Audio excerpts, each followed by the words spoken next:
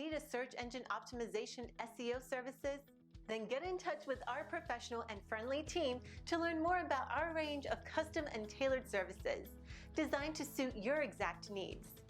Every one of our professionals have acquired years of experience, which ensures you get the very best.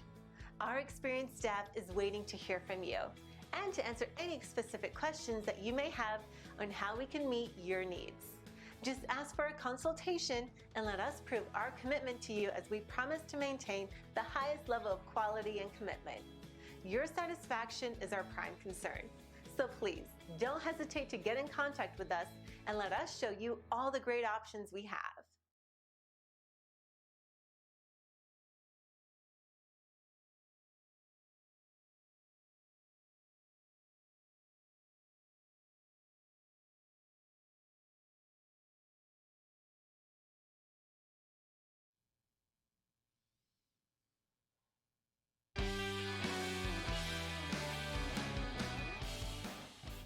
And we are the Coalition, loud and proud, outrage-born free, civilly disobedient media broadcasting live in the worldwide Coalition Radio Network here at coalitionradionetwork.com. In the bunker, high above La Prave, this naked city, the city of about 300,000 stories. Of course, flanked by my spirit animals, super producer Joel, as well as my personal heroes, Spiro Agnew and Dick Cheney. Facebook.com/The Coalition Radio, on the mighty Twitter at Coalition_radio, and of course the mothership at coalitionradio.us. Please take a moment to follow us, like us, subscribe to us, stalk us, whatever spirit moves you. Independent media thrives off the connections that social media affords us. The emphasis being these days on afford. Wow, without their reach, we would be stuck here in the white noise that constitutes most media these days. So if you're just joining us, we spent an hour and a half or so with libertarian candidates on the national level in the last segment. Took a little bit of time off. We continue to work on the tech, expand our capacities. Yes, if you listened or just saw us, we have sponsors now. Holy shnikes. So listen, go to the people at Local SEO. If you've got a website and you're looking to get your word out to the greater community, well, that's how to do it. Let a professional do it for a moderate price. All of a sudden, you'll see dividends in terms of listenership, viewership, eyes on your webpage, people listening to your productions. Don't try to do it all yourself. I certainly don't build windows or additions to my house. I wouldn't expect you to do the same thing to your computer system. We've got a number of great sponsors here, by the way. We have the Yacht Club Bottling Works, otherwise known as Yacht Club Soda. They make the soda of the gods. 107 years in business. They are Rhode Island's official soda, as we say. They make the best root beer on the planet. And listen, treat yourself in these days of COVID isolationism. There is nothing to make you feel better. And right now, my guest is listening appalled, than gorging yourself with needless calories and carbohydrates. There's some pleasure center in your brain that somehow they activate. I'm not sure how it works, but yikes. So let's get down to tonight's business. We have open lines at 401-205-3738. We continue our experiment in trying to provide an alternative source for talk radio, both here in Rhode Island and around the nation. We are outrage porn free, which means we don't appeal to people who are simply looking for an emotional issue to drive them. No, none of that nonsense. We say balderdash to that. We bring people on who are subject matter experts. We talk about third rail politics constantly, the issues that no one will talk about. A, they're lazy intellectually, and B, the miracle of the internet, where you and I can say all sorts of things to each other without the intervention of mother government, the FCA, the FCC, the FAA, the CDC, the DMV, the SOS. None of that have any sway over us. We are a sovereign media nation here. Sovereign, I say. But let's get right down to it. Joining us is someone who is a frequent offender to the program. As we work out our schedule, we hope to provide him with the opportunity for a fixed program so that you can listen to the wit, the wisdom, the intelligence, the emotional maturity, which means obviously he can't be an elected official in Rhode Island. We know that. Dr. Luis Daniel Munoz is joining us live on the line via the Miracle Remote Radio. or remote telephone or something like that. I know it's been a very, very long day for you. It's been a very long couple of weeks for you. It's actually been a very long couple of months for you as you've tried to work through this, leveraging your technical expertise in supply chain management, leveraging your medical expertise, leveraging the engagement you've had at multiple levels within the Rhode Island political sphere, as it were. How's it going today? Yeah, Pat. Well, obviously we've had a lot of news over the last week. I think, while some of us have been calling for faster and more proactive responsiveness to the COVID-19 crisis early on, the truth is that didn't happen. And as a result, we started to see higher numbers of infection rates in communities like Pawtucket, Providence, and now in Central Falls. And it's frustrating from a healthcare perspective to know that there were signs that our communities were predisposed to not only many more underlying conditions, but as a result of economic difficulties, there were other confounding factors that would lead to a greater transmission of this infection. Right? I mean, public transportation might be one vehicle in Providence.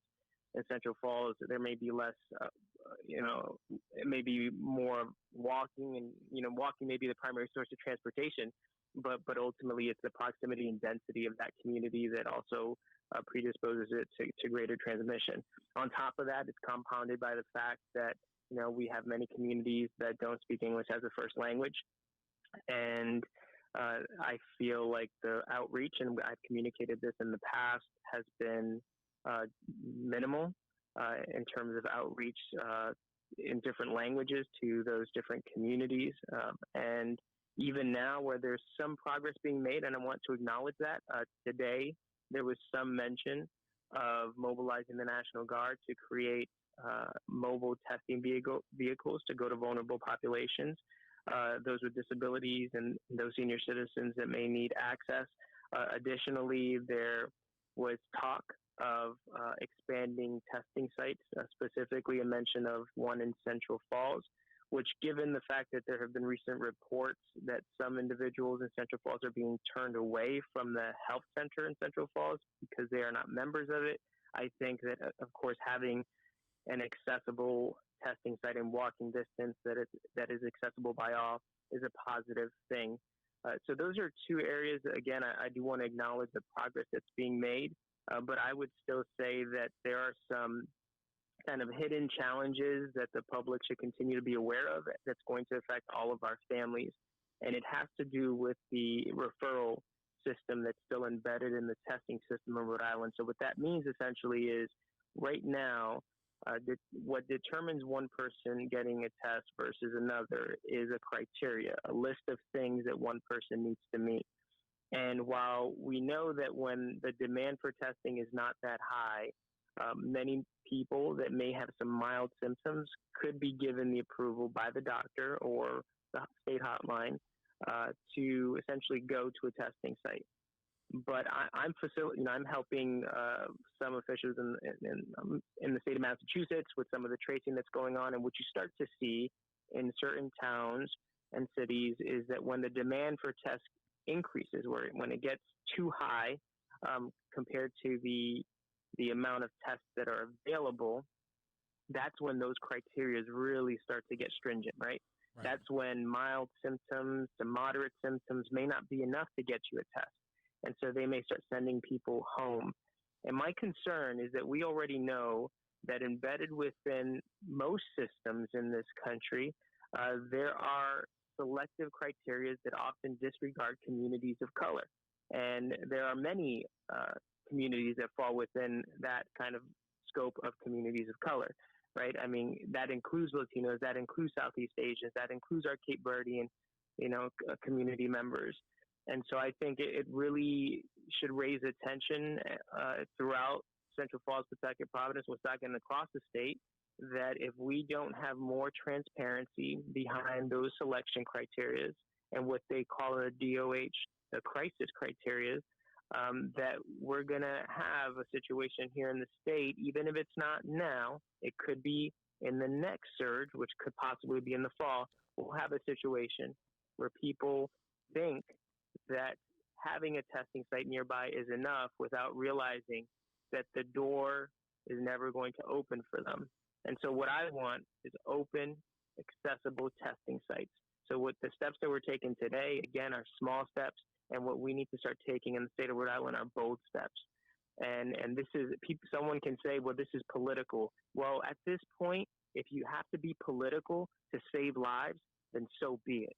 But what I'm kind of, a little frustrated at seeing, Pat, is that you have a lot of, what I call like community ambassadors for this administration stepping out and praising what it's doing instead of really taking an objective approach about, yes, there's some positive steps, but these are all the other things we need to accomplish, and we need to accomplish them quickly to protect our communities.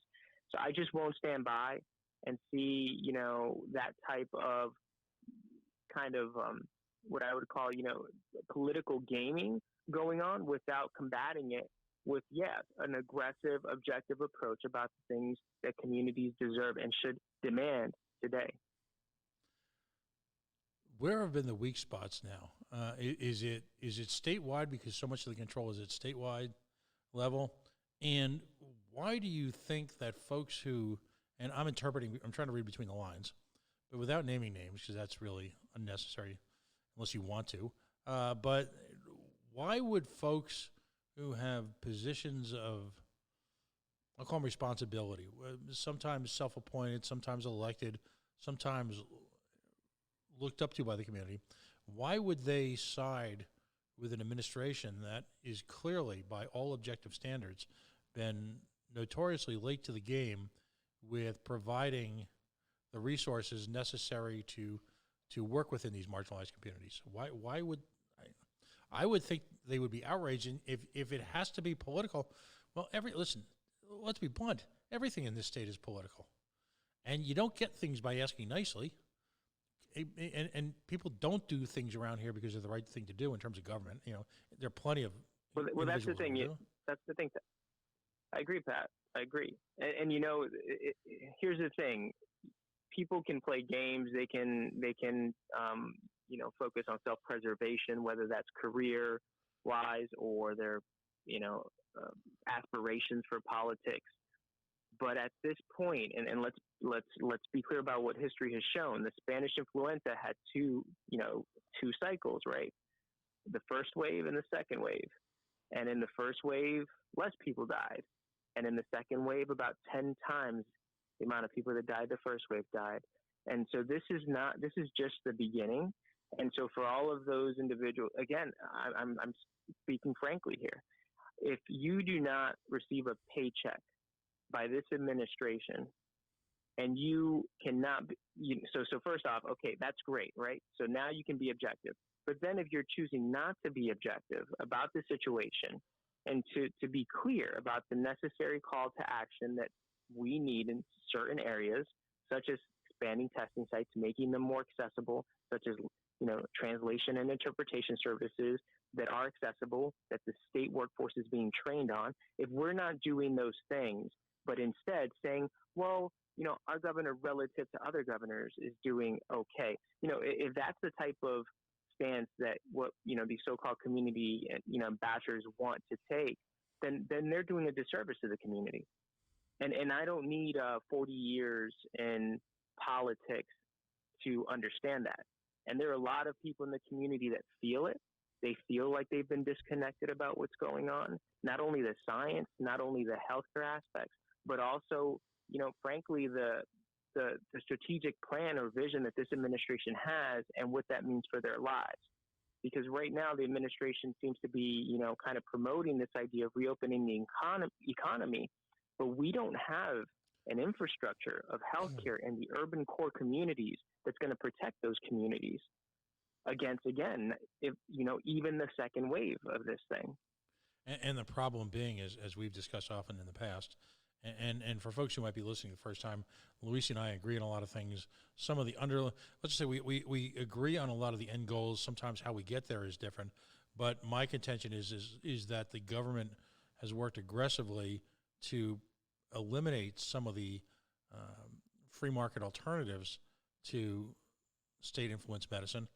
Now, all of a sudden, we find ourselves in a crisis situation. All we've got here in Rhode Island is state-influenced medicine. And so as a result, since you didn't let anyone else put their skin in the game, you broke it, you fix it.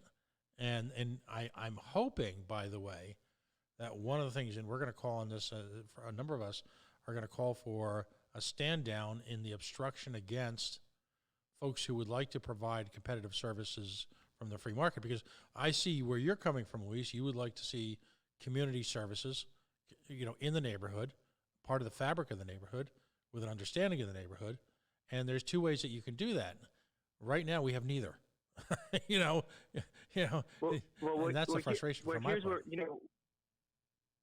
Pat, one of the things you've promoted in various ways, right, is the idea of kind of local control, right? I mean, if there's going to be any, right, if there's going to be any positive responsiveness, it's going to happen at the local level. And you've done a lot of grassroots efforts. So just focusing on that for a second, Massachusetts has a real interesting infrastructure around healthcare. I mean, the towns and cities have local boards of health, and those local boards of health play a significant role in crisis responsiveness. And they're doing that now during this contact tracing period that Massachusetts is undertaking, right, to not so much contain the disease, but, mitigate its spread and, frankly, have greater infrastructure for the months to come. And here we are in Rhode Island, and, I'm looking at this almost kind of a assumption that because we're not seeing a massive surge, that we've escaped it. And that assumption is dangerous, because when the governor talks about individual citizens, residents of this state, keeping journals, and that being kind of such like a huge component to the contact tracing program, I mean, that's nowhere close to where Massachusetts is today, right? And so that's one element. The second element is the local boards of health are helping contact tracers in Massachusetts to triage cases, to pretty much go to institutions, to nursing homes, right, and to inform these different areas of congregate care that or settings that there's a possible epicenter or a point of spread or risk, right, that there could be further spread in a community. At a minimum, cities and towns here in Rhode Island should be reconsidering whether they want to rely on a single department like the DOH, or to establish not only a health advocate, which, Providence has, advocates. They have a group of individuals that consider healthcare policy, but literally like a board of health that is focused locally on ensuring that the city and or town get the necessary resources to build out an infrastructure to deal with this crisis situation. Because again, the crisis will not be over today. And the DOH has had a slow responsiveness. I don't need to specifically point out an individual in the DOH. The fact is, this crisis proved to be too big for the DOH to handle in a way that could address the needs of very diverse communities.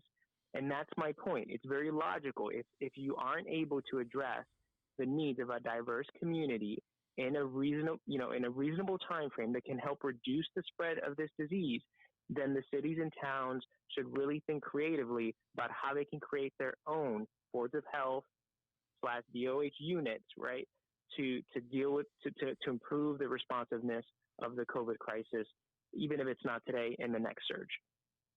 And to your point, this next surge is being largely predicted, emphasis on predicted, sometime late December, early January is the next targeted surge of this illness. And, as our president pointed out last night, a variety of weather-like conditions will be not there to ameliorate it, real or imaginary. And at that point, it'll be really cold at night, so one won't want to inject one's body with a variety of Lysol formulations nor Oh my God, yeah. nor Never do that. Let me just never do that. We're Oh not my even God. joking, folks. And if I hear Yeah, anybody, never do that. if I hear anybody going out there eating Tide Pods with a Lysol chaser, you're banned from the show.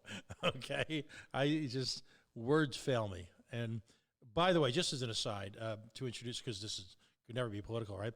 The gymnastics I've seen, the mental gymnastics I've seen, in order to vindicate the man of Cheeto over this, have been breathtaking. Nadia Comaneci had nothing on these people. These folks have game. I mean, we're talking, again, just the level of exercise in this nation. In fact, if anything, I think one of the great undocumented ways to keep mentally active is to be a defender of the Cheeto and to every day wake up with some new challenge and to splain Lucy. In the words of the immortal philosopher, Ricky Ricardo, splain Lucy, splain your way out of whatever the hell he said yesterday. Listen, you're a youngin' by my standards. There used to be this game show, Can You Top This? And people would just, you'd have famous actors and actresses on the show. It was one of the early game shows. And they say things that one was more incredible than the other. You had to figure out who was lying and who was telling the truth. And we don't need no game show channel.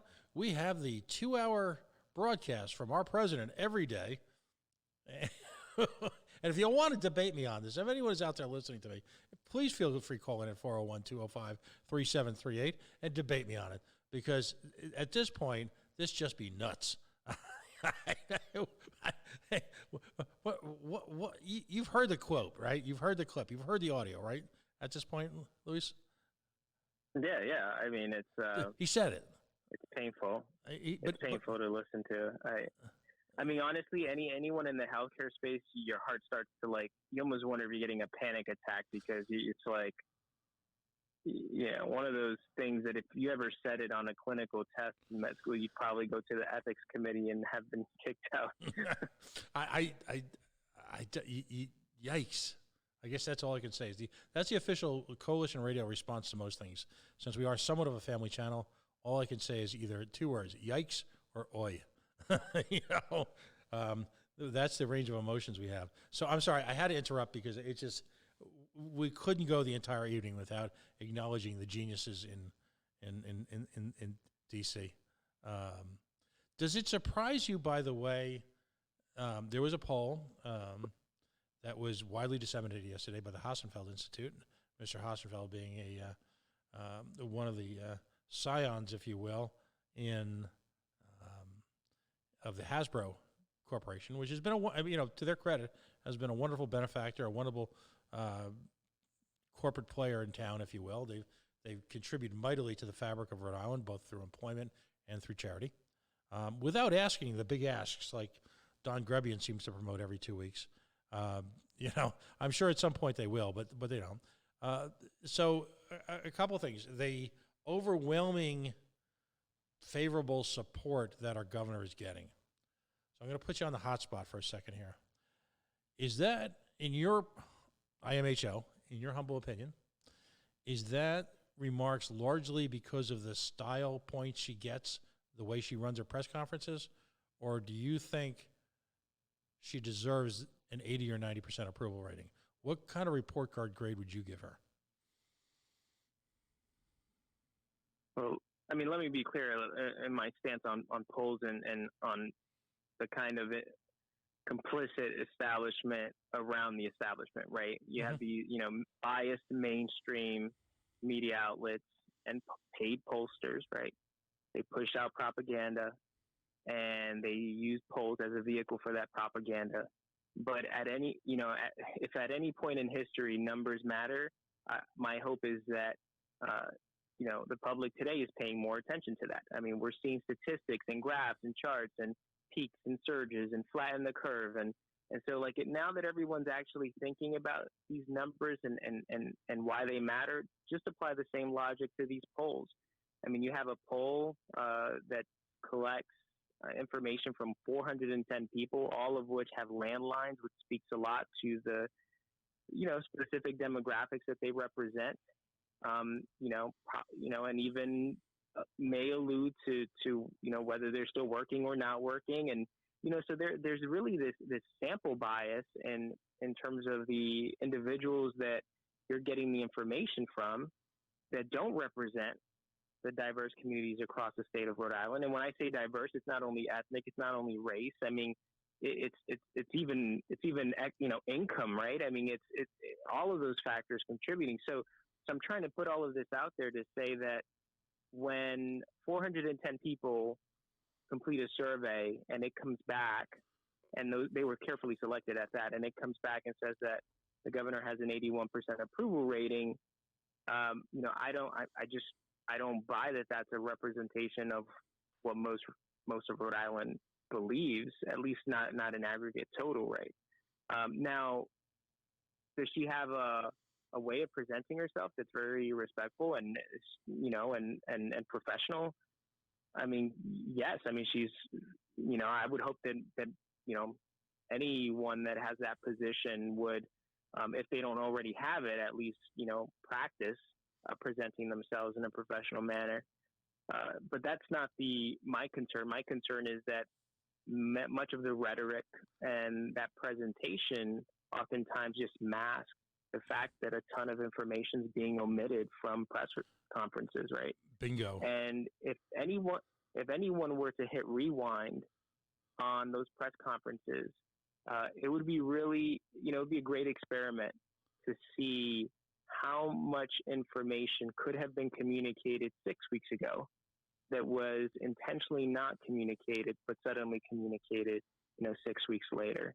And it's frustrating. It is frustrating to be in the background and to have run for office knowing, that one's intention was to address these disparities, and to have seen this administration completely ignore it. I mean, this administration didn't even want to speak to other, it didn't really want to debate other candidates, right? It just didn't give room for the public to understand the questions that they should have asked. And then comes this crisis, right? Then comes COVID-19, and it hits us all over the head. And the administration still continued back to not want to address the issues. And it wasn't until Latinos and our Black, our Black brothers and sisters that started to die in New York City. It wasn't until it really was not until those reports started to come out that conversation started to manifest on that platform behind the camera. It just, it's frustrating. And that's why I'm saying this isn't, I mean, of course, if you have the courage to speak out objectively about an administration that's not doing their job, then you are political. But there's a difference between political for your own sake, for self-service, and really having to be political to help your community and to try to help save lives. And in this crisis, that's what it's about, trying to help save lives. I make light of it, but it's in a purely satirical sense. Every day she gets up and does what.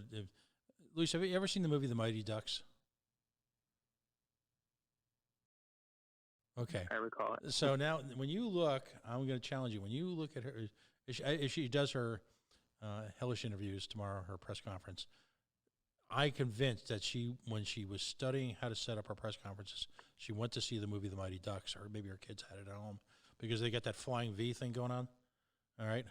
So right before they come out, it's either one of two things. What was it? Mighty Ducks Unite, or was it Teenage Mutant Ninja Turtles Power, or something like that? And they come out and then they inflict themselves on there.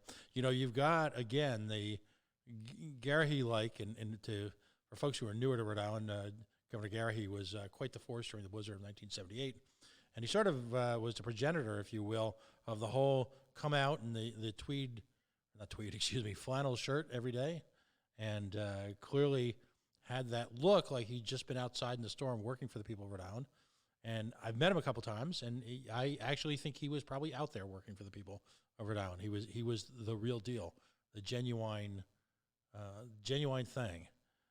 But she comes out there, and it's all very it's right out of, she went to CCRI Crisis Management 101 because she's got that level gaze, that authoritative tone, the command of the simple facts, repeating them like rote, and over-explaining the same limited set of facts enough so that it sounds like she's delivering to you, if you will, the people of Rhode Island, because she's looking at you. She's looking at your eyes through the GD camera, all right, and saying, I care, and I'm here for you, and I am your replacement government mother. It's the Rhode Island governmental family, and we're going to deliver for you, while at the same time spending an hour and a half of the precious time in yours today, and I will actually accomplish nothing. But you'll feel good about it because, again, I'm going to look you right in the eye. I'm going to have that level tone of voice. I'm going to make my hair perfectly coiffed. I'm going to have the right power suit on. I'm going to have field tested, socially tested, tested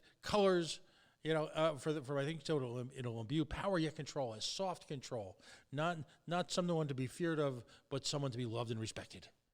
I'm sorry, that just all came to me now, but it strikes me that that's the kind of thought process that's gone into her press conferences. They are all about appearance. They are all about projecting soft power, soft but firm power, and have little or nothing to do with giving any information that is at all salient to either the community leaders or the individuals or the people who live in Rhode Island. Do you think my take is off base? I'm exaggerating a little bit, obviously, because this is radio, or something like that. And but am I that far off, do you think? Well, I just think, let's look at the cost-benefit analysis, right, of the governor's approach. There is more art. There are more catchphrases, knock it off.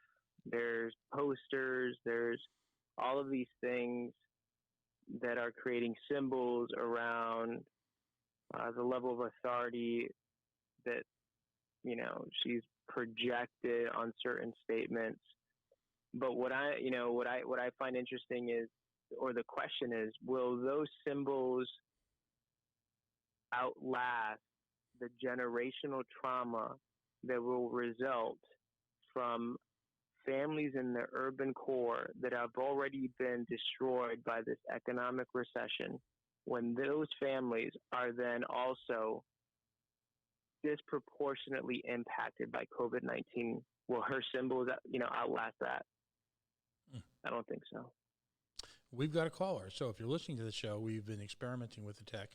And so we warn folks ahead of time that we've had a little glitches into bringing up callers to speak to guests, but we're going to give this a shot.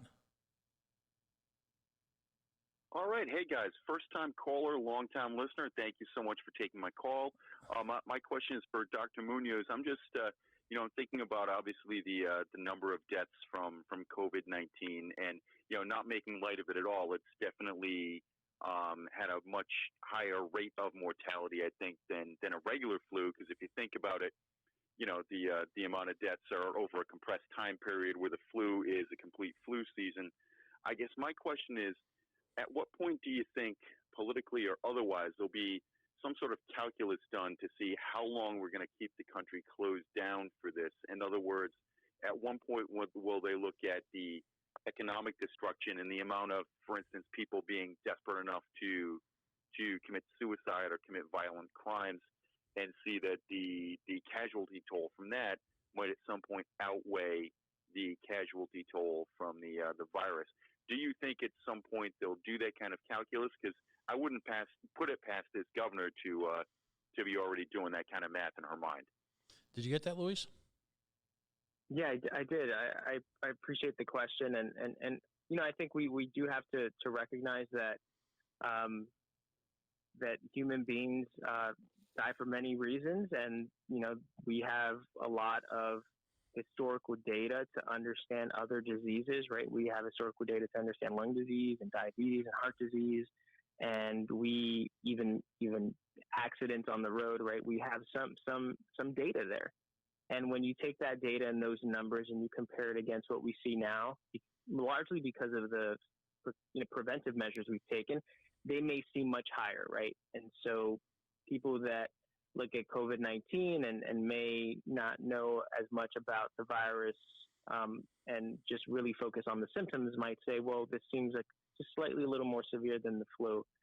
But just to address that point, because I do want to make, the listeners aware of the fact that,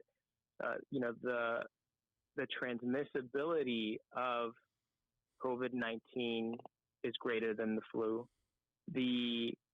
For all we know from our data from China, from Italy, from other countries, the mortality rate is greater in COVID-19 than the flu. And I'm using COVID-19. The virus is actually called SARS-CoV-2 for any academics listening. But because we know those two things, the bigger things we need to understand is, with the flu, we have two therapies. We have a vaccine, right? So that's a preventive measure. And we also have antiviral therapy, if you ever heard of Tamiflu. And we understand the flu better, right? We've been fighting the flu for over a century. But with COVID-19, we don't have an antiviral therapy yet. We're testing remdesivir now as potentially one, but we don't have it yet. And we don't have a vaccine yet. So we have no way to fight this thing, which makes it even more deadlier, right? There's nothing to adjust the deadliness of this particular virus. So now back to Scott's question, do I think that this administration, or generally the administrations around the country and the world, are considering, kind of like in a basic sense, whether they're willing to sacrifice some lives to preserve an economy or to restore an economy, for fear that not having an economy might result in not only things like suicides, but potentially riots and revolutions. And right, I mean, those are really, I think, the concerns that politicians globally probably have, especially in countries that don't have as much, freedom as we have here in the U.S. Yeah, I'm certain that that's part of their calculation to some extent. I think that this administration seemed to lean more on numbers and economics in the beginning of this crisis, which has resulted, I think, in an inability to contain the virus in a state where it was containable. I truly believe we could have contained the virus here in Rhode Island for two reasons. Not only the size, but the fact that early on, we were one of the first few states that had a case right there in Pawtucket. And if we had taken extraordinary measures and seen what Washington was doing, and extraordinary measures might have meant, just a few days, isolation early on, it would have been a radical step. People would have said, well, no one else is doing this. Why are you doing this? But if we had taken the steps then, just based on our size and based on what we had already learned, I think we could have certainly contained the virus. I think we could have acted sooner on the supply chain side and secured, resources and equipment to ensure that we had testing capabilities, so that for any infections that may have arisen in the state, while we would have contained it, we could have also, kind of walked those individuals through the system. When we go into the future, Scott, I don't want to leave without that final answer to you. As we move forward, I believe that it's not a matter of not opening up the economy.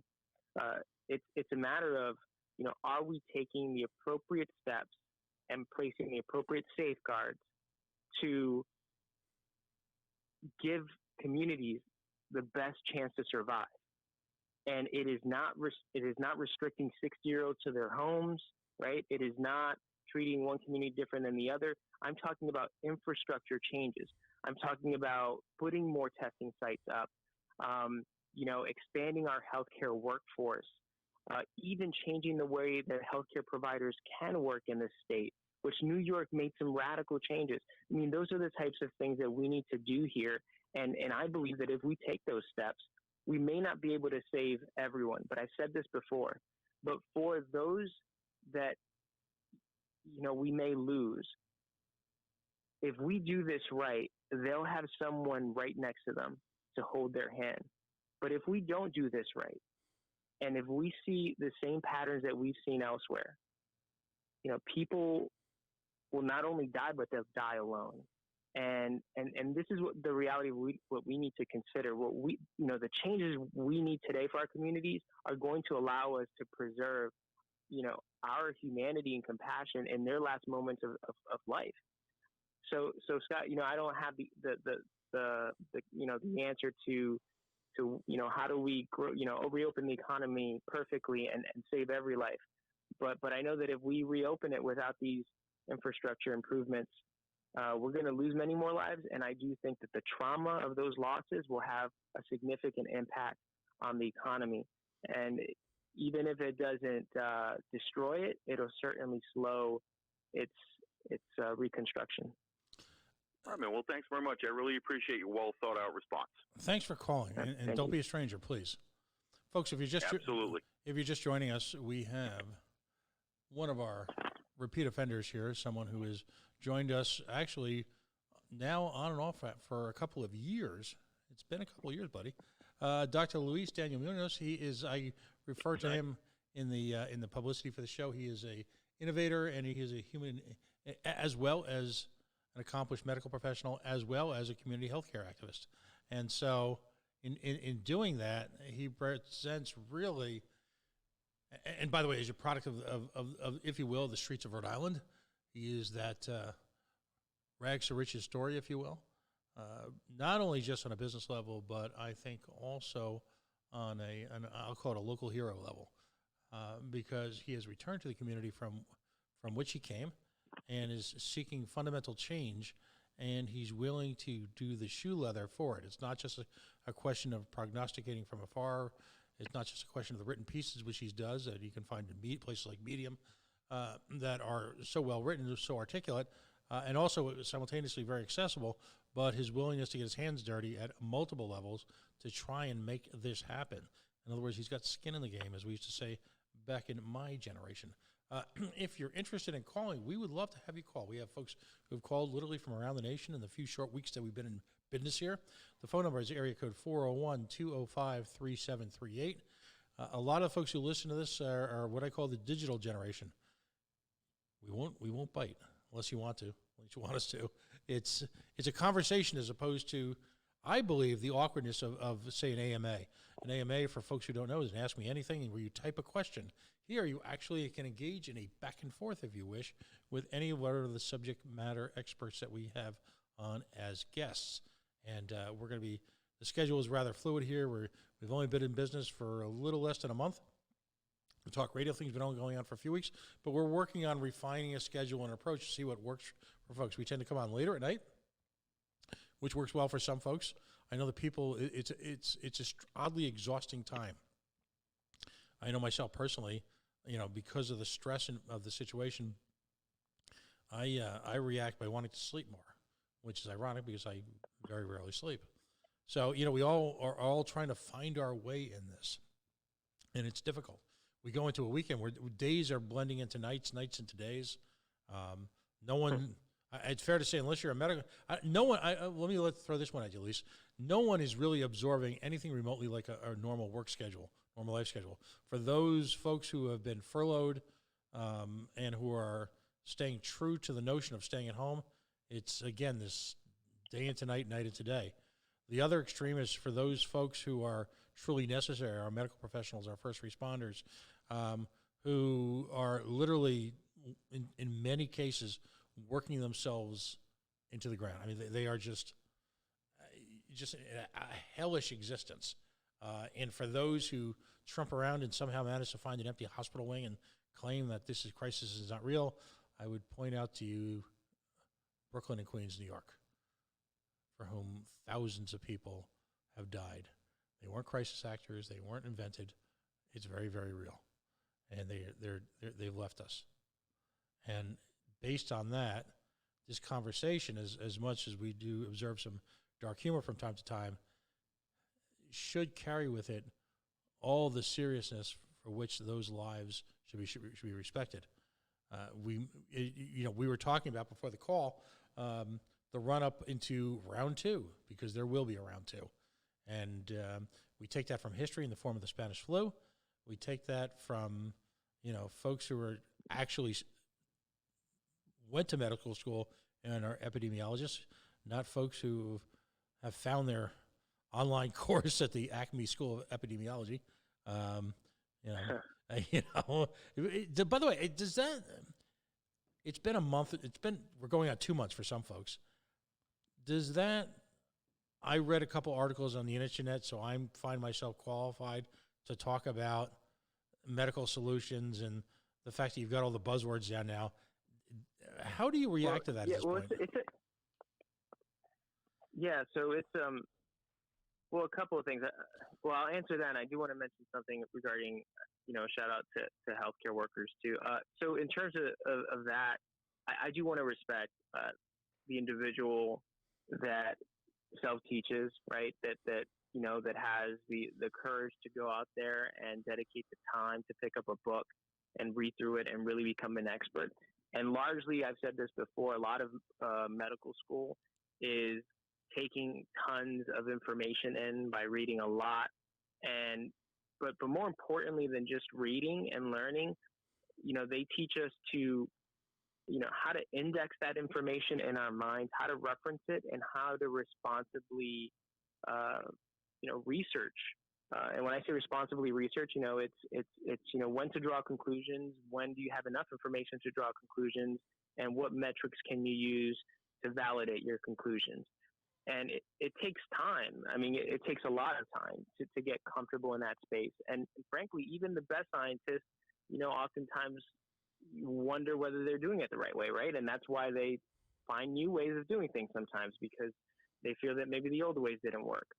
So I'm explaining that because I'm trying to be empathetic to the people that are out there that somehow, for one reason or the other, feel empowered to now engage in statistical analysis.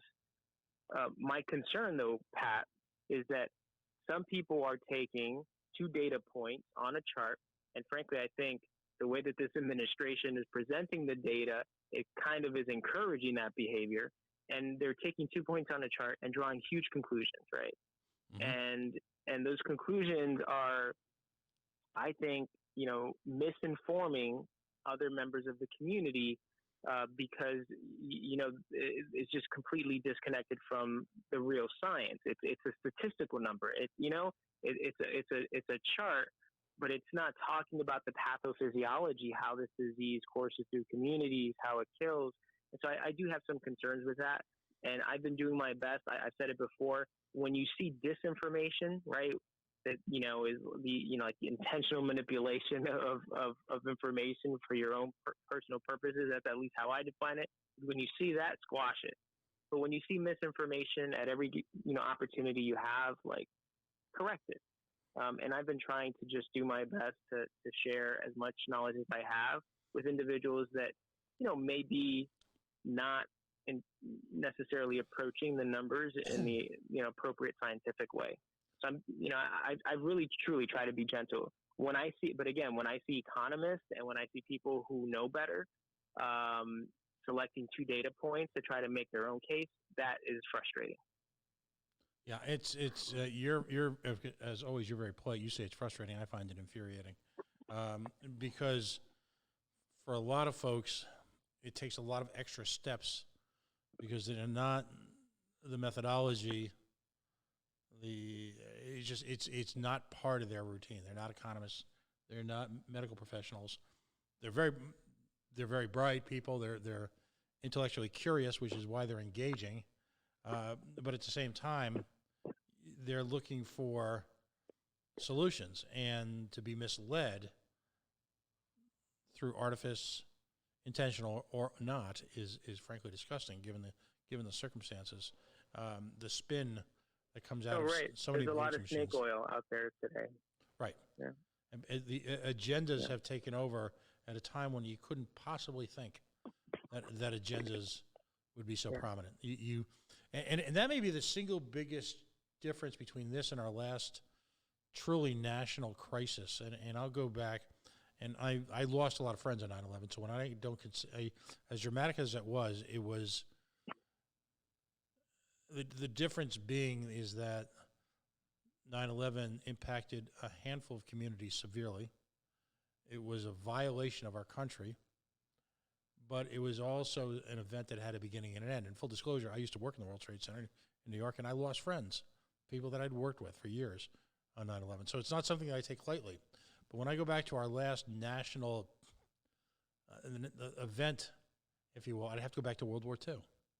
And that's, of course, not to diminish the lives lost in Vietnam or in Korea or in any one of the hundreds of police actions our politicians continually put ourselves in. Again, that's not to diminish the lives that were either lost or permanently impacted there.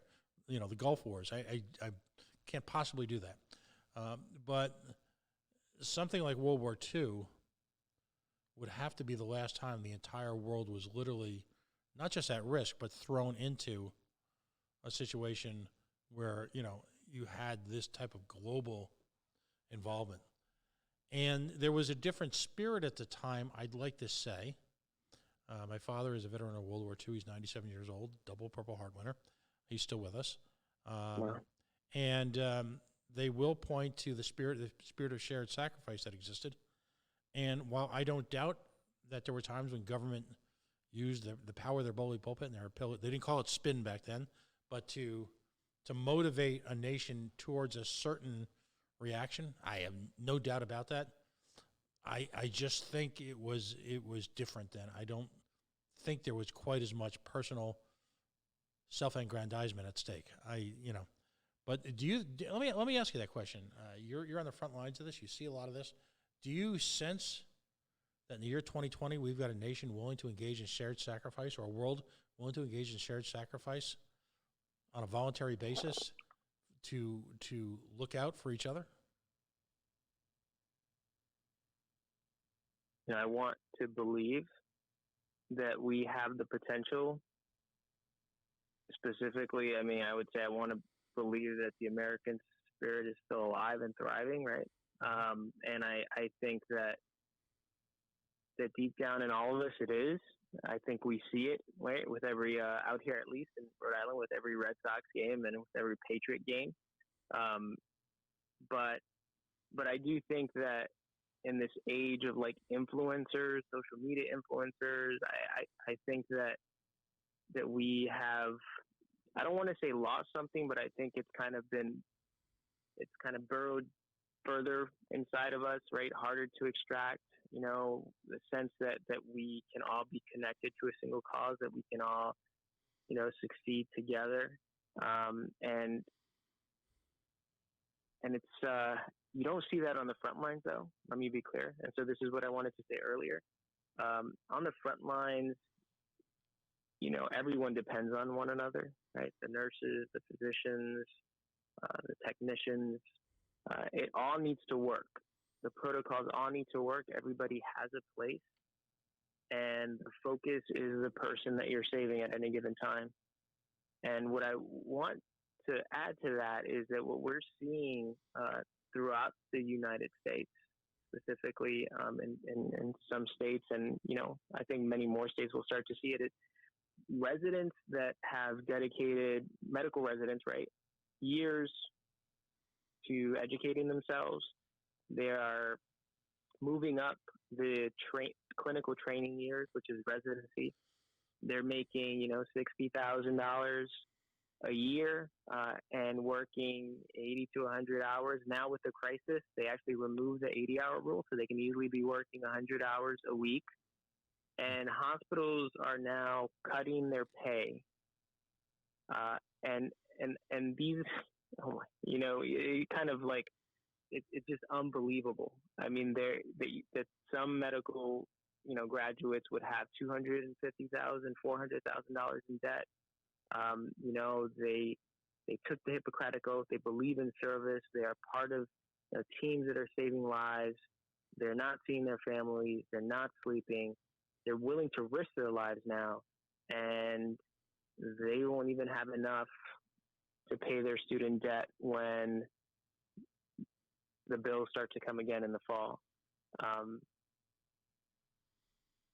So because of them and because of what I've just communicated there, however somber, I do believe that the American spirit still exists, right? I do believe that we have a sense of service in this country, and my hope is that by looking at those frontline workers and by seeing what they're doing, hopefully that'll empower and inspire communities to also take action in their own capacity, right? To demand the infrastructural changes that we need, and to expect that they'll be delivered in a reasonable time to protect their families. We've got a caller, but when we're done with the caller, I want to come back to something. I I truly believe that when it comes to the individual response, and again, I'm not talking about these passionate, compassionate medical professionals many of whom, for whom their professional life is not a job. Some of them are well compensated. Some of them are clearly not compensated well enough. For many of them who represents calling, but I'm talking about the ordinary American. I'll debate with you the notion that government, because of its overarching impact on the individual lives these days, its incredible presence in their lives, in a couple of different ways has discouraged volunteerism and removed the will to volunteer. But we do have a caller, and let me bring him on the line. And hello there. Welcome to the Coalition. Thanks for calling this evening. Your first name and where are you from? Hi, Pat. David Demarest in Omaha, and I have a question for the doctor. Absolutely. Go right ahead, David. So, doctor, I'm an advocate of cash basis healthcare. I'd be interested to hear your thoughts on the innovations that you're doing in the healthcare community. Yeah, well, thank you for the question. So specifically, I mean, there's multiple things I'm doing. Obviously, in this crisis, I am helping with contact tracing infrastructure in the state of Massachusetts here. I'm certainly helping on the advocacy front. But beyond those two roles I'm playing and the volunteer work that I do, I have focused recently on the supply chain and some of the challenges that we're seeing now in supply chain associated with bidding wars, as well as fulfillment challenges and security issues. Well, that's largely because the supply chain within healthcare, specifically pharmaceutical and medical supplies, has not been digitized. So much of those conversations, negotiations, if you will, still happen in person and take anywhere up to 6 months to arrive at agreements. So in a crisis like this, so this was something we were working on for about a year and a half, my team and I. This crisis has only kind of proven the point that the supply chain system is pretty archaic. So we've developed a platform that actually pretty much allows hospitals and pharmacies to cooperatively bid in an automated fashion for high quantity products, and by working together, they can achieve significant discounts due to the scale, while ensuring that obviously all of the players are verified and credentialed. From a seller perspective, we understand that they want to expand their sales reach, but given that we are affording them an opportunity to work with many smaller players that alone could not access discounts, but now together can in fact access them at a larger, with larger quantity sales, the sellers ultimately, we have begun to buy into that model. But we're also using blockchain as a backbone to that platform so that the system can be audited. There's very little transparency in supply chain, and that is an issue with inflating prices or hyperinflation of goods, the price of goods. And so by leveraging blockchain and creating more transparency between the buyers and sellers, our hope is that we can reach a point of price equity, so that a buyer that is a smaller institution would not necessarily have to pay higher fees compared to a buyer that's a larger institution. And so that's a pretty complicated landscape, but I guess what I'm trying to communicate is that healthcare is one of the last undisrupted markets. If you focus on supply chain, it has not been touched. Most costly. And that's why we went after that area, because we believe that there can be price equity, there can be fairness within that system, and ultimately that can result in lower medical supply and prescription prices for health consumers. David, are you still with us? Yes, I am. So hopefully that answered your question about the innovations that the good doctor is working on. I've known the doctor for a couple of years. He ran as an independent, as a candidate for the governorship of the great state of Rhode Island and Providence Plantations. But I'm equally intrigued by your other question, which is, of course, something that the free market advocates like myself and like yourself have been looking to encourage, which is cash-based medicine. If you could define that for the doctor, and maybe we can tackle that all as a group here.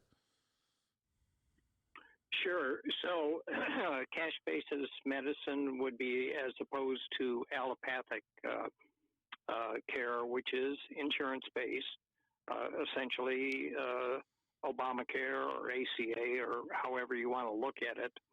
And the prices have gone up for allopathic healthcare, which has opened the door for cash basis healthcare. My wife and I belong to a cash basis healthcare network on top of what we're paying into Medicare. And we're quite happy with it. And the focus on preventive medicine as opposed to just 5 minutes to see the doctor and get a prescription and be sent off to high-price specialists and that type of thing. So I'd be interested in the doctor's comments on his perspective on cash basis healthcare. And let me just differentiate for a second. Now, you're talking in a different approach than, say, concierge care, where you're paying a monthly retainer to a doctor who is limited the scope of their practice, and you get a sort of accelerated visitations, things like that, based on that limited appeal. You're talking about strictly the ability to pay cash and let the free market, if you will, drive the price. Am I correct there? Well, actually, concierge healthcare is a form of cash basis healthcare. Usually, it could be slightly pricier. Standard cash basis healthcare might be staffed more by the next step down with family. I've forgotten the appropriate terminology, but they're not MDs. Okay. Yeah, Doctor, what's your thoughts? I guess so I'll present something that there is a trend in the healthcare space for DPCs, direct primary care providers or practices, but DPCs are direct primary care, and so these practices create a kind of healthcare by service, right? A subscription-based healthcare program where you would pay a monthly fee, and you would have a certain bundle of things that you would get for that. It could be generic medications for specific conditions, primary, like an annual visit, 2 problem visits, and so they package it. So that is an interesting model. It is actually growing in popularity. I think mostly via the younger kind of physician generations that saw where concierge medicine went and decided that they still wanted to have more reach into communities, and concierge medicine didn't necessarily allow for that. So, I think that those programs are interesting, but whenever I see ideas on how to innovate and transform healthcare at the grassroots level, I think, if we don't address the systemic challenges, then those efforts may not benefit the consumers. And supply chain is one of those issues. So right now, drugs are really priced, especially the most expensive drugs. They're priced based on negotiations that happen between drug manufacturers and health insurers.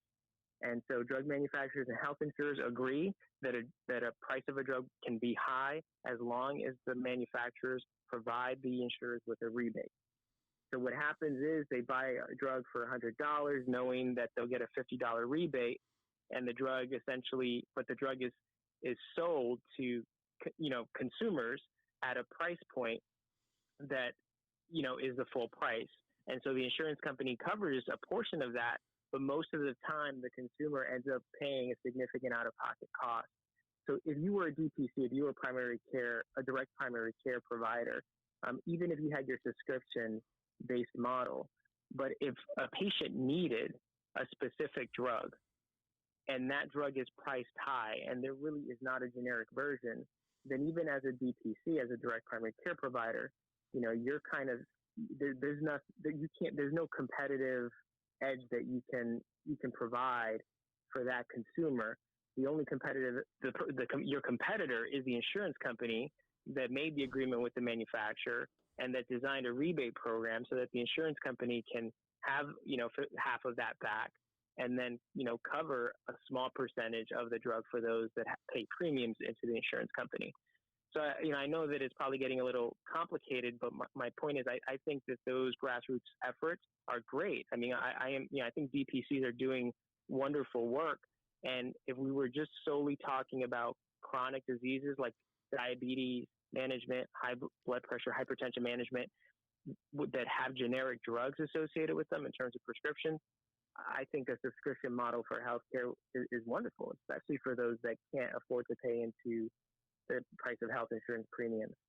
But we still need, real systemic change in how rebates are formed and how supply chain is managed and also how insurance companies, create their formularies. And without transparency, without increased competition in the arena of healthcare, insurance companies and supply chain, I don't think we're going to get to price equity. So anyway, I wanted to present that that's a challenge, right? That's a challenge. So I don't think that cash-based healthcare right now is going to solve all of the challenges that the healthcare system has in the U.S. today. But certainly for some groups with the targeted approach in chronic disease management, I think it works. David, what are your thoughts? So I very much appreciate your focus on the supply chain. That is a critical part of this. And you have wisely divided it up into chronic care by DPCs and care for other than chronic diseases. Now, for the chronic type, for example, through cash basis healthcare, I pay $4 for a blood test. To have a mole removed, it costs $0. I had 30 moles removed on my annual visit last year. To have moles biopsied, $20. And for things like MRIs and X-rays and CAT scans, then the cash basis, the DPC folks deal with folks that are willing to contract for considerably lower prices. And it works well. Now, the medication part, like you say, gets more complicated. But nevertheless, there are somewhat cash approaches to this. And that is, if you go through, say, AskRx, which we have now, dramatically cut the cost of prescriptions. And pharmacies are willing to shop around for coupons, AskRx, and they will help you work through that because they understand that the cost of medications are just outrageously priced, especially through an insurance-based healthcare system. So I appreciate your thoughts on the supply chain. So David, you're very much going through a hybrid approach. Then it's sort of a multifaceted field of battle. You've got traditional health insurance, but you're utilizing alternative delivery systems simultaneously in order to sort of, hedge the pricing model as well as but protect yourself in case of something dramatic happening. Is that sort of the thought there? That's correct. So some of the models that are available to folks that are younger than 65 are an excellent alternative to standard insurance-based approaches. Mm-hmm. So my wife has Medicare A, B, C, and D. I just retired a couple years ago from First Data, and they screwed up my application for Part B, and I finally said, to heck with it. And I'm still searching for solutions beyond the range of DPC, which is catastrophic, and still working on that. And it's a challenge. But those kind of choices are going to be faced by a lot of people, especially in these upcoming hard economic times, and they're going to have to choose. either cash basis health care or no health care because they won't be able to afford the insurance. Right. I mean, I will tell you, folks, Yeah. in the spirit of full disclosure here, since we're all kind of bringing our personal lives to the table, I spend about, for a family health care system that covers my 2 adult children still, they're both under the age of 26, and myself, it's up to about $17,000 a year pre-tax. I'm fortunate that my wife's employed by a company who will do that. My employer is wonderful. They've got their own advantages. So we're playing the, and I've been making notes here who I'm going to follow up with, but we're taking this sort of hybrid HMO slash HSA slash, I think the one thing we can all agree on, though, is that it's gotten to the point where not only do you need probably a certified financial planner to help you in your retirement, unless you're, unduly talented in the financial markets, but you also need probably a family health care planner. There's probably a whole world there to take advantage of all these options that have to exist and have to be in play at once. Again, there is no more one simple pick one, in case of emergency break glass, this will work for everything situation. It strikes me, and this is where I want to get to the point. David, hang on the line for a minute because I'd love your input on this.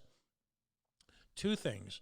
Number one, if you don't have someone in your family or have friends who are expert in this area, and in a number of areas, whether it be tax law or healthcare issues. I mean, I'm blessed. My sister just retired as a senior management in a major hospital organization in New England, and she, being older than I, and about 8, 9 years older than I, is able to take the primary role in my father, who's 97. I've said that before, and his ongoing care. God bless that my father is actually very mobile and bright as he's ever been. He's just frail now, and as you can imagine. But if I didn't have her input into it, her voice, her expertise, her institutional knowledge, we would have been crucified by now. I can't even imagine what it's like for families to go into that environment. But to my question, and that's, I appreciate, David, you hanging on the line. We were talking about, David, you might have caught the conversation, but we were talking about the willingness of Americans now to sacrifice in times of challenge. And it is my position that the spirit of volunteerism in this country, while it's still alive and is very challenged because the government has taken such a central role in people's lives. And what that's done is 2 or threefold. The laws of unintended consequences. Number one, it has increased, because government is doing so much for the individual family. Quite frankly, taxes have to go up because they're performing so many services. Some of them quite badly, I would add, but that's an aside. On top of that, though, it's like going to a fine hotel, or paying the rates of a fine hotel, I should say, because I'm not going to give government the credit for sponsoring a fine hotel. But if you went to an expensive hotel and you're paying $300 or $400 a night, you wouldn't be that interested in taking your laundry out, would you? Or you wouldn't be that interested in cleaning your bathroom. Of course not. So unfortunately, what I see happening with Americans is that is number one, the practical reality that 2 people now have to work in order to pay for all of this. And also the inflation in basic goods and services has occurred because of government subsidies, government taxation. But also the spirit to do things when, in fact, most folks will cite their confiscatory tax rates and say, why do I need to volunteer for that? That's what I pay taxes for. I'd love, Luis, you go first, and then David, if you can hang on the line, I'd love your reaction to that supposition. Can you repeat the question? So in other words, has the combined impact of increased taxes because of the ever-increasing mission creep of government, with inflation and all the expenses that are inflated because of government's presence, simultaneously forced 2 families now, if in fact there are 2 breadwinners in the family, partners or husband and wife, regardless, that's irrelevant. Is it because of that, has the spirit of volunteerism been crippled because, A, people no longer have the time to be volunteers very often. They're literally living on the verge of a nervous breakdown financially, paycheck to paycheck. or B, the cynicism that's grown that says, I pay so much in taxes, why do I need to do that? That's what government is for. Would you agree with that? And what do you think that impact has had on Americans' willingness to engage, if you will, in shared sacrifice? I mean, it's a tough question, right? It's kind of a chicken and egg question too, right? Because Yep. I think that one obviously affects the other, influences the other. I kind of, I always like to go back to a book called Bowling Alone. It came out in the late 90s, I believe. And it talked about how kind of communities in this country were at their strongest, in about the 60s. And so it takes census data and it tracks the census data and looks at attendance in churches and in, kind of clubs and the deterioration of those numbers over time. So something happened, right? Something happened since the 60s now into the 2000s where, we've gained a sense of digital community for whatever that means.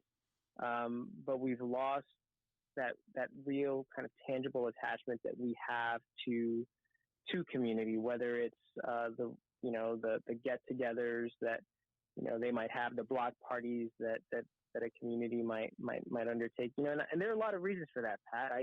Do I think that taxes alone play a part? No, I think taxes are probably the thing. Taxes are the thing that pushes people over the edge. But I think what got them to the edge was, the inability to earn an income and afford housing, right? Because of massive increase in housing prices, the generational, poverty, the lack of opportunity and the barriers set up that don't allow those that want opportunity to really, access it. I think all of those things have, really created and, created barriers and therefore, isolated individuals, disenfranchised them from what might be community. And frankly, as a result, I think that we've lost that sense of connection, that sense of service, and as a result, the volunteerism that we used to see in the country. So, I mean, that's my logic stream. I don't think that it's the right one, but I think however you go at this, it's kind of a snake eats the snake's tail. David, what are your thoughts? Well, I would agree with you, Doctor, that it's kind of a chicken and egg thing. Society has changed quite a bit from the 60s and 50s in the 50s, when I was a teenager, community was much stronger. And there's a number of factors. Two people working in a family, obviously, has been a factor. And people's interests have so diversified that they are more focused on their interests than they are on neighbors and the relationships in the neighborhood. When I was very young, there wasn't that diversity, and people naturally gathered in the neighborhood to do neighborhood things. Today, you're lucky if you know the next door neighbors. And I think that has made it possible, combined with problems with public education, have made it possible for government to take a larger and larger role in our lives. But I think there is good news. I wouldn't say that that spirit of independence and volunteering has disappeared. It might have hibernated in quite a few people, but this crisis is a perfect example of, regardless of government missteps and oversteps and so forth, volunteers have taken off and gotten stuff done, both in the free market and within our private society. So I'm actually pretty encouraged that when government falters, as it obviously did in this crisis, and not just in our country, but in a number of places around the world, that local folks have the capability to step up to the plate as volunteers. Now, there's the idea of planning brush fires in the minds of a few people who will lead. Well, I think that is partly true, but I think that the average person has just hibernated those qualities of independence, and provided that leaders by example step up, that they will pick up on that and volunteer where they're needed. And we see countless examples during the pandemic of this. So I'm pretty encouraged by that. I know, David, and it's probably no surprise to folks who are listening that some of us know have spoken in the past. We'll just leave it at that. David is fascinated, and I've grown to become fascinated as well, by individuals who spontaneously lead without the need to see a structure in place to belong to. Interestingly enough, Doctor, you're probably a really good example of that, where you, or David, I think you'll now that you've heard the doctor a little bit, you might agree, where he's basically seen a need and risen to fill it. David, why is that particularly effective? Why are you enamored of that as opposed to folks who need to have structure and make elections and have titles and officerships and boards and minutes and reporting and all that stuff? Why is that attractive to you? Well, to make a long story short, I see that folks are tempted by what I would call free lunch opportunities. And if they can get somebody else to take care of them, or if it's offered to them, often the circumstances are such that it's very easy to succumb to that temptation.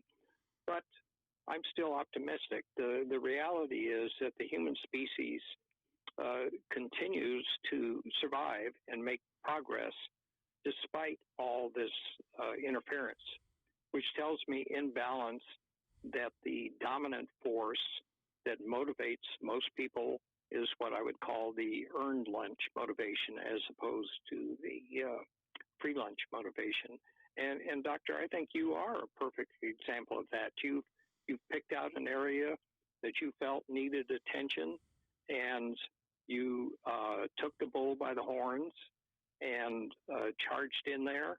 And I would imagine you're surrounding yourself with like-minded people who are interested in getting the job done, as opposed to sitting back on their duffs and relying on other people to do it for them. Your thoughts on that? Yeah, I appreciate those kind words, and yeah, I think that it is important to surround yourself with individuals that have a certain, the equal value system, right? We don't always have to agree, like Pat has said, in how we get somewhere, but understanding that our goals and aims are the same, or at least the values that drive us towards those goals as well. In terms of grabbing the bull by the horns, as you've mentioned, I think many more people are willing to try, but it's not so much the first step. I know that the best quotes out there in the world always talk about the first step, but it's really the second step. I think the first step is it takes some courage, but that, after you get the pushback, whether you take the second step is really, I think, going to be a demonstration of whether you're willing to go the whole way. And having individuals like Pat and Bill Bartholomew, right, and a lot of independent thinkers and people on the radio airwaves, on the independent radio airwaves out there, encouraging and providing a platform for those of us that are seeking to make significant, impactful change within, I would say for me at least, it is a combination of public-private sector. I'm grateful to them because certainly they provided a pathway to push forward and take that second step. Wow. The beauty of independent media is that by the way, folks who might be listening or joining us, we are the Coalition, and as always, we are loud and proud and outrage porn free, and we are always civilly disobedient. But the point here being is that, number one, during this entire greater conversation, we've had a few people in it, Number one, we've had people from Central Falls to Omaha, Nebraska, conversing about an issue without a single shred of A, ad hominem attacks, B, outrage porn, C, feigned indifference or studied ignorance. It can happen, and this is what we're trying to accomplish. This was sort of a conversation for the ages in the sense that we don't have to root for laundry. We don't have to engage in the defense of larger forces in order to self-validate. We don't have to root for the establishment mainly because we're invested in the establishment. It's all about the free exchange of ideas. And in doing so, if we can just somehow spread that spirit, not only here and having folks call in, but also just across whatever media exists, we could continue to develop real solutions. If that sounds Pollyannish, guilty. David, do you have any other questions, or what's your overall report card grade for tonight so far? Well, I'm really impressed with this discussion and the mindset of you, Doctor, in tackling what you're trying to solve, because it is a critical problem, not just in the pandemic, but the supply chain as it's currently being handled now. We have these horror stories about $500 toilet seats now. That might not be applicable to the healthcare arena, but we know that healthcare costs are vastly inflated, and the challenge is to figure out why that is happening. So even among people that share similar ideas to what I have, there are a fair number of people who sit around and they're excellent at identifying problems, which is the starting point. The next step is to figure out what the underlying root cause is, which is what I'm getting at in terms of what are the underlying root causes of the supply chain problem. Then beyond that, once you arrive at root causes, you're in position to design and implement solutions. And it takes people like you, Doctor, that take the bull by the horns, that really get the ball rolling in that process. And in the process, you're acting as a leader by example. I'm impressed.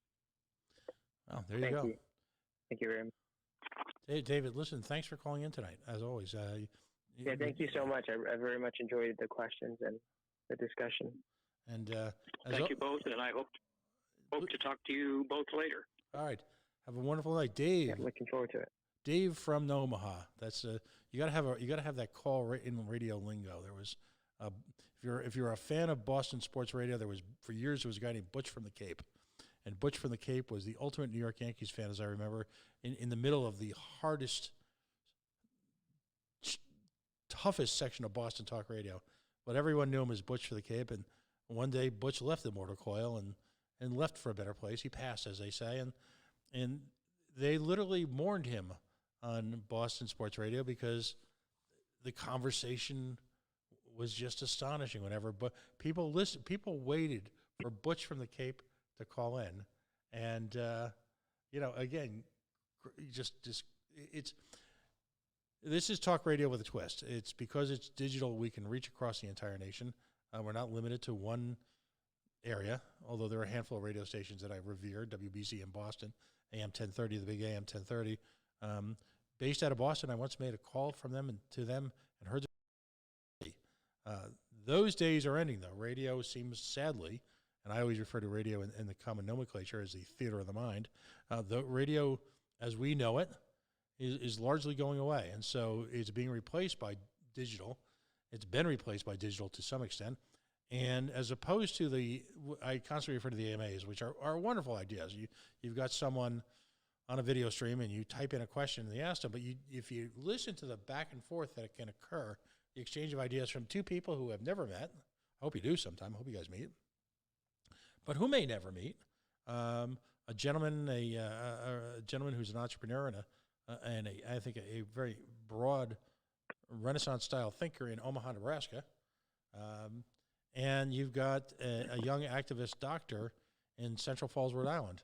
I'm not sure how you could bring together two disparate people who might not have ever met into any one channel of conversation.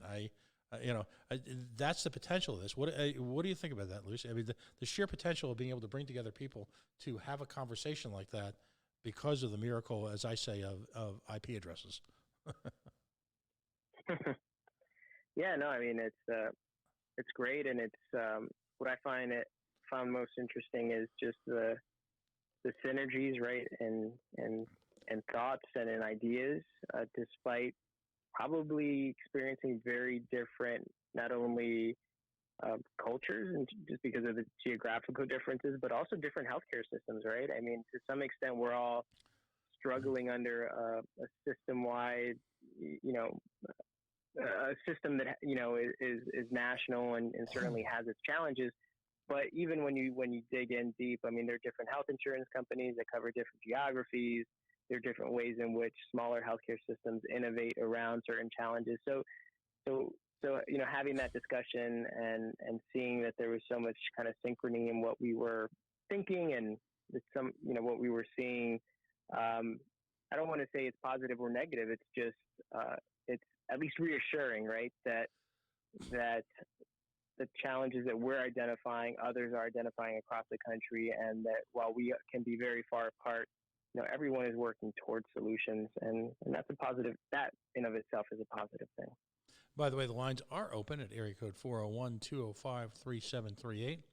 Because of the newness of our little enterprise here, right now is an opportunity. If you want to have a longer-term conversation, most times when you call talk radio in the big cities, particularly if it's radio, AM-based talk radio, you're going to get 2 minutes max to have a conversation and to make your point. A couple of observations. We do not observe here what I call the tyranny of the mute button. You get to finish your thoughts.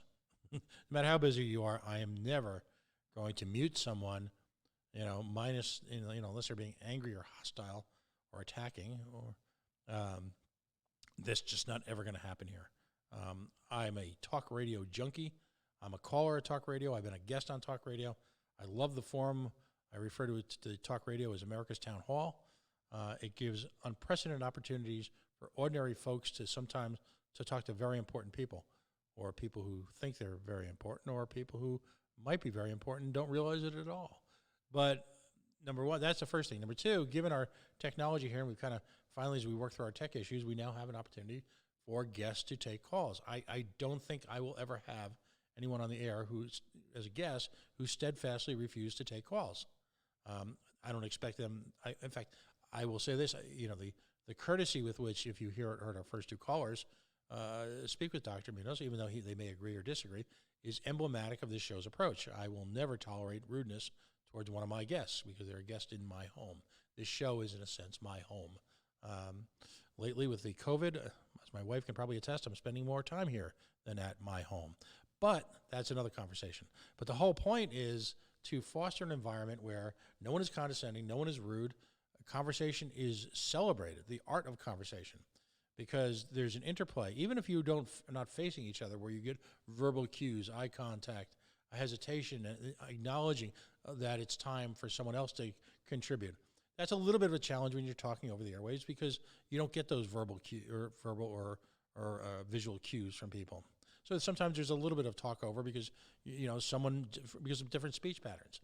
But the larger issue is that we need a forum in Rhode Island where people can celebrate ideas.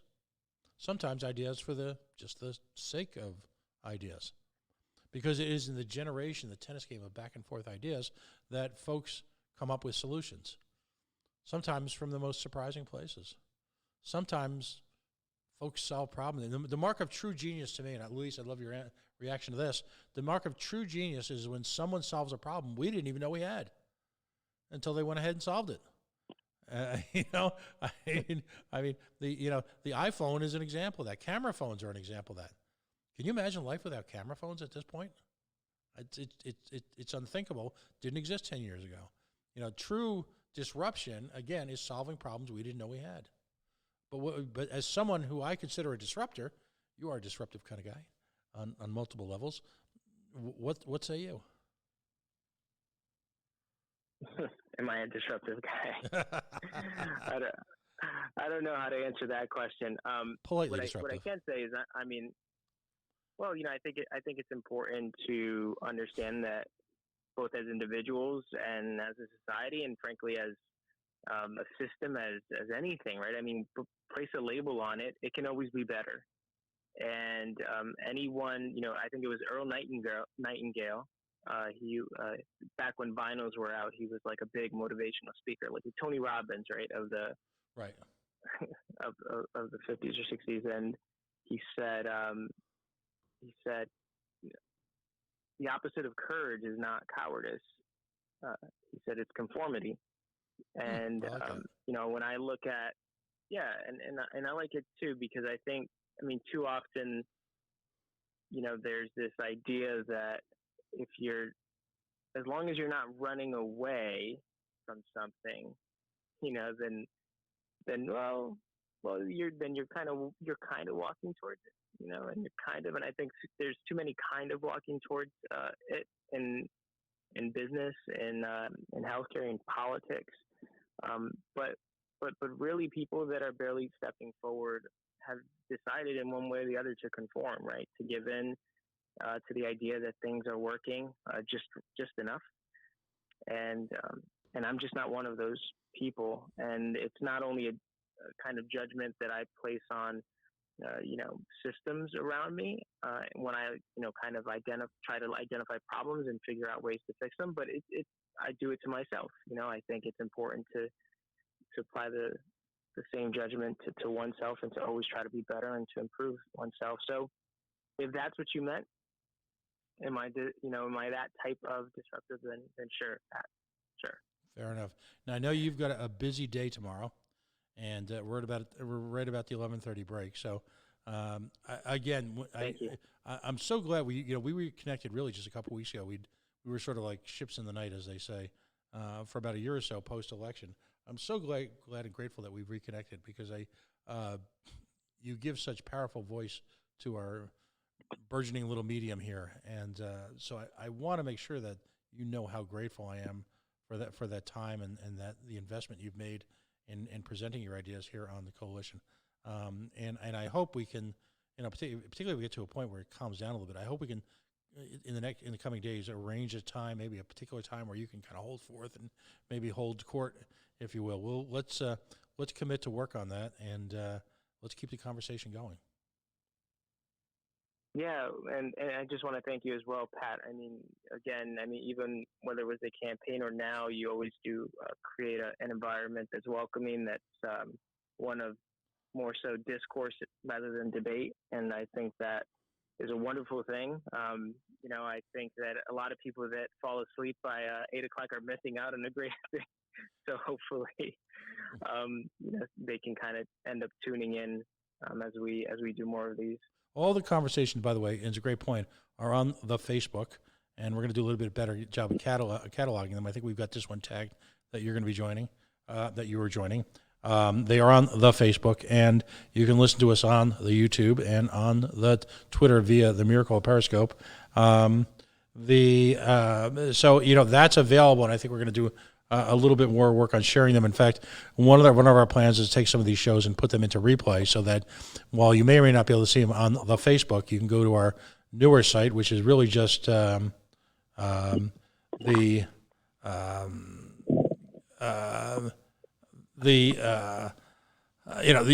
be able to see them on our newer site called coalitionradionetwork.com, which is really right now in its basic existence, exists really as a television screen. So if you were to go there right now, you'd see the same show.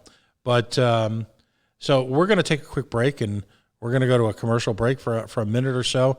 And again, I just have a wonderful, stay safe out there. You've got a family, you've got commitments, you've got your own life. You seem to, you as always, since I've known you, you spend a great deal of time helping others. And that's noble, but make sure you take time to take care of yourself this weekend. All right, buddy? Thank you, Pat. All right. You as well. Dr. Stay safe out there. Luis Daniel Munoz joining the coalition. We're going to take a quick break now. We are the Coalition, loud and proud. We are outrage porn free, civilly disobedient media, broadcasting live on the Worldwide Coalition Radio Network at thecoalitionradionetwork.com. Facebook.com/The Coalition Radio, on the mighty Twitter at Coalition_radio, and of course the mothership at coalitionradio.us. There'll be a brief pause. One of our sponsors is going to join us for about a minute or so, and then we'll be right back.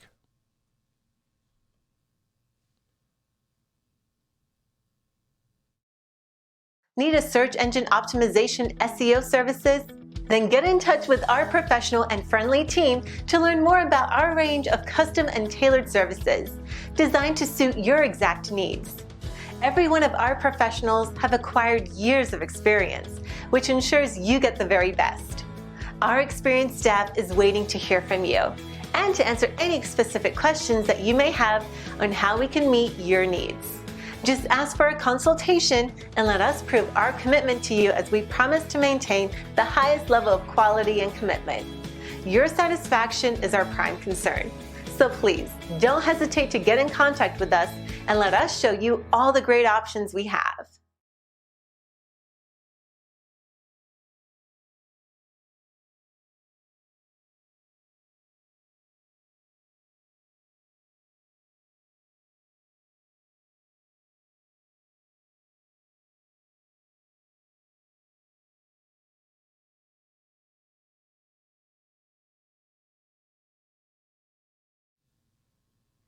And we are back. We are the Coalition, loud and proud, outrage porn free, civilly disobedient media, broadcasting live on the Worldwide Coalition Radio Network at coalitionradionetwork.com, Facebook.com/The Coalition Radio, on the mighty Twitter at Coalition_radio, and of course the mothership at coalitionradio.us. That was our ad from one of our sponsors, Local SEO. Listen, you folks, if someone's willing to, particularly at this moment in time, invest, and there I go with one of those government words, invest. When the government says you're investing, that means you're getting taxed. When you're trying to pretend that you're public television and people are investing or sponsoring, that means you're giving them a commercial. Well, if they're willing to do that on third rail radio like this, where we talk about issues that a lot of people really don't want to talk about, or uncomfortable or challenging, well, they deserve your support, and Local SEO certainly does. We'll have links up on our page to them shortly. You know, what they're able to do is go in on a website, existing website, handle all the... But if you're a fan of Harry Potter, there was always the defense against the dark arts, of course. I consider Google the dark arts. I have no idea, and I consider myself a relatively intelligent, fairly articulate person. I have no idea when I go into Google what the heck they're talking about. Yet where you place on Google and searches is literally can be defining as far as your business is concerned. Literally change your outlook, change your customer's perspective of you. You know, it's that important. So, you know, please give these guys a shot. I work with them, and again, particularly if you're in the Rhode Island area or in New England, we need to support local business people. So here you have the triple play. Highly skilled. If you're in New England, they're local to you, and they handle issues that you can't possibly do on your own. Trust me. So we're back. So we have open mic now. You know, folks, again, the big experiment, will people respond to digital talk radio? Your traditional AM talk radio station is sort of generational. Yeah, you have some younger folks calling in, but it's mostly folks who are my age, local, you know, folks who are used to the miracle of radio, the theater of the mind. So the question is, can we actually transport people away from these sort of awkward texting or awkward chat rooms, excuse me,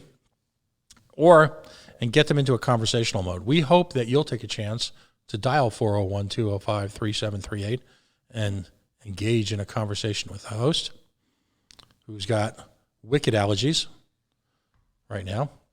Excuse me a second. I'm going to look the other way. Yes, to answer the question, we are going out to score some more Yacht Club Soda, our other sponsor, and we're going to work on a commercial with them. You know, because I am at a yacht club right now, and it is on a fundamental level, it is a huge problem. I've migrated to their seltzers lately. They're delicious. Yacht Club Bottling Works, by the way, yachtclubsoda.com. If you're looking for the very best in soda, listen, they're based down in Centerdale, local family, 107 years in business. Now imagine that, 107 years in business. And they're even working through this crisis. They can now ship, they get delivery from a variety of sources. Again, yachtclubsoda.com. Treat yourself, because Lord knows we need comfort foods at this point. My favorite Rhode Island comfort food is a root beer float with root beer from Yacht Club Soda. All right? So, what do you want to talk about? Is there issues that arise in your mind? Is it local? Is it national? Is it the general election?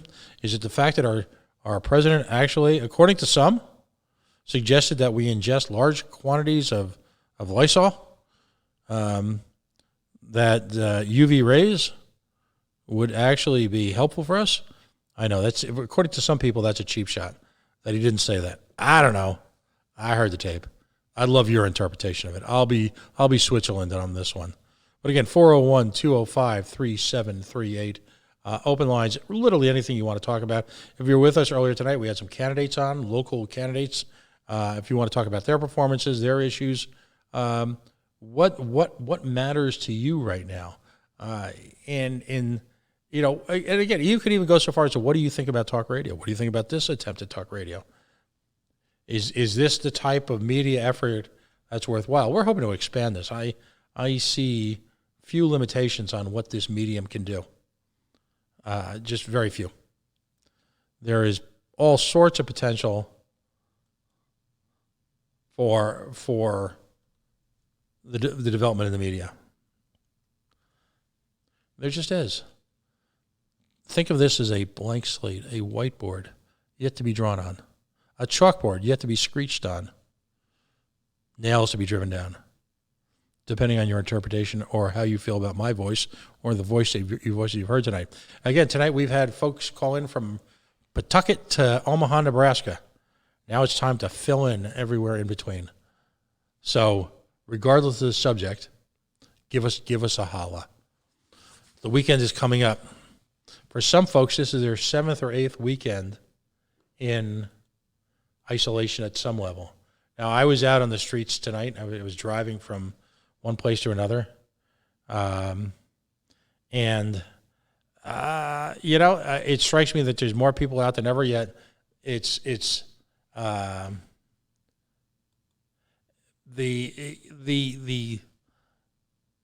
My barometer is leaving the greater south of Boston and metropolitan area and heading to Providence on a Friday night. Is it still Friday night?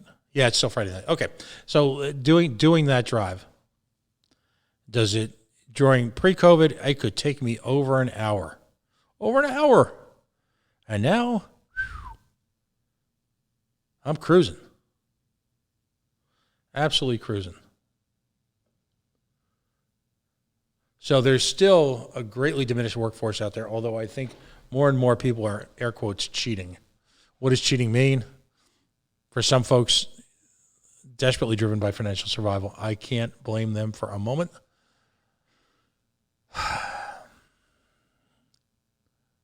The problem is that one of the few things that Luis and I agree on, as far as an absolute, we agree on a lot of things, but in terms of an absolute, one of the things is that the government failure to be able to test on a large scale for this has led us and kept us in a position where folks are having to isolate to a much longer degree.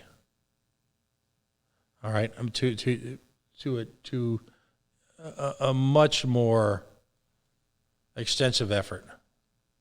And that's what's frustrating to me. I'm a free market guy.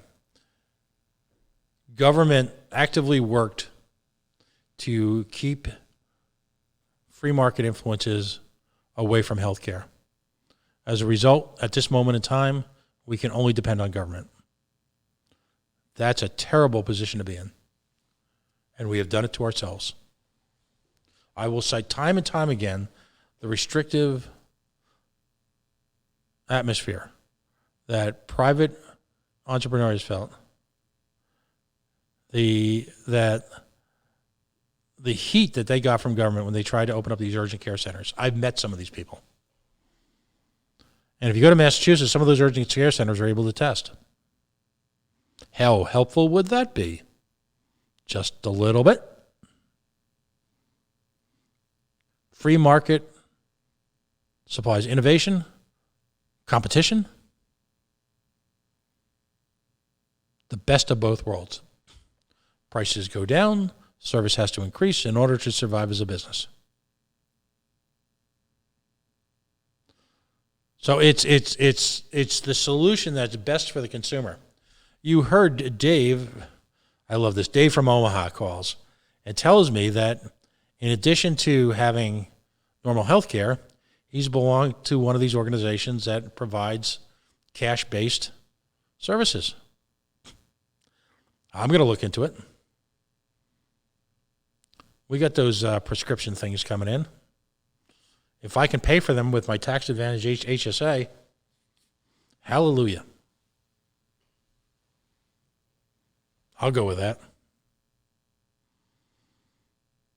A lot of us have become a little looser with our spending habits over the last couple of years because it was perceived that the happy times would never end. Whoa. Yikes. Yeah, we that came to a rather stunning conclusion.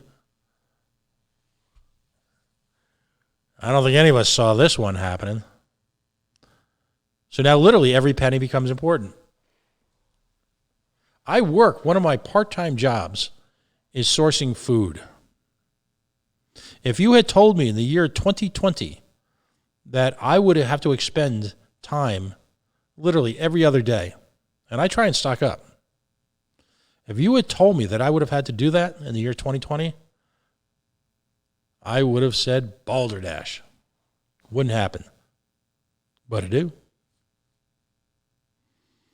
You got the BJ's, you got the Costco, you got the Stop Shop, you got these, Haven't done Market Basket yet. By the way, anyone out there who's done Market Basket during the plague, let me know.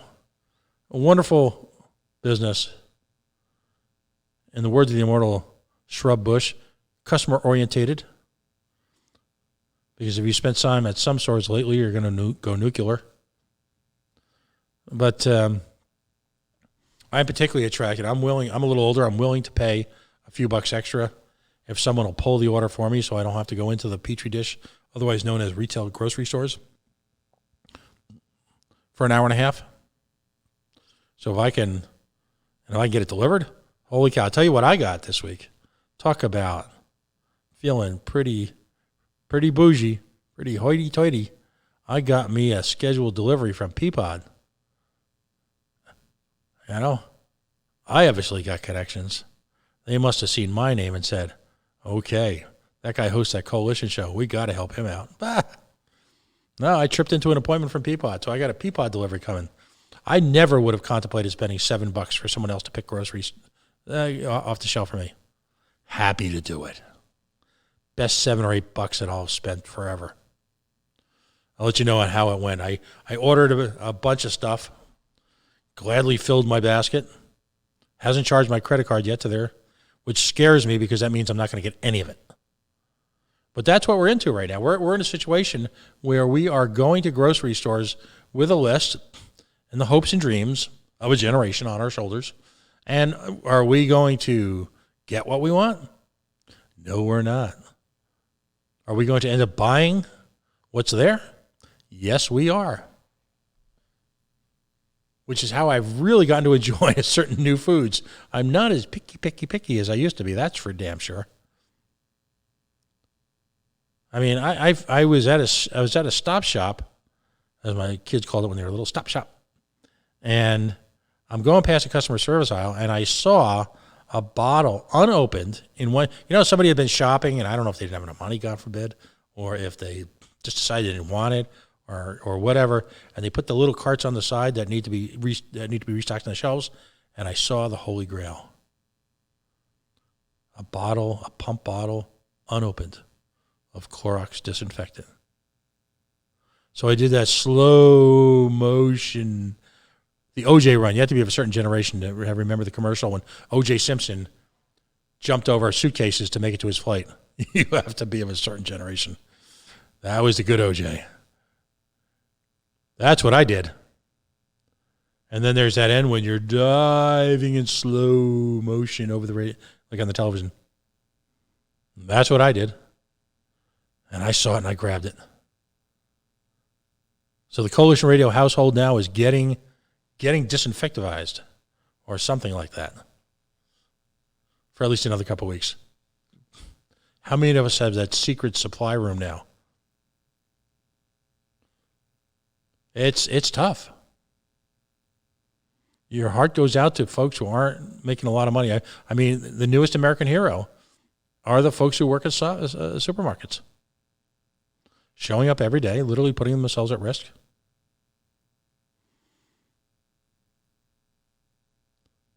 That's tough. You know, so many folks, truck drivers. Yeah. That's just a tough way to make a living. Hard work. Again, made much more expensive by the government. At least the independent guys are getting their gas prices are falling through the floor to a certain degree. I haven't seen the drops. I buy diesel fuel. I haven't seen the wholesale drops in diesel fuel, in part because of the way the government approaches diesel fuel. I haven't seen that yet. So I have yet to be enthralled by that. But regular gasoline prices have obviously dropped significantly. How about the guy who's driving Lyft or Uber? I took a Lyft last night.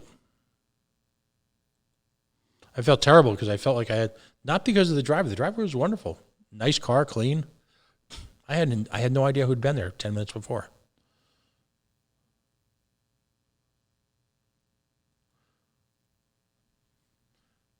And here I am, like, feeling like I have to swaddle myself an additional layer of clothing, which I then took off the minute I got home.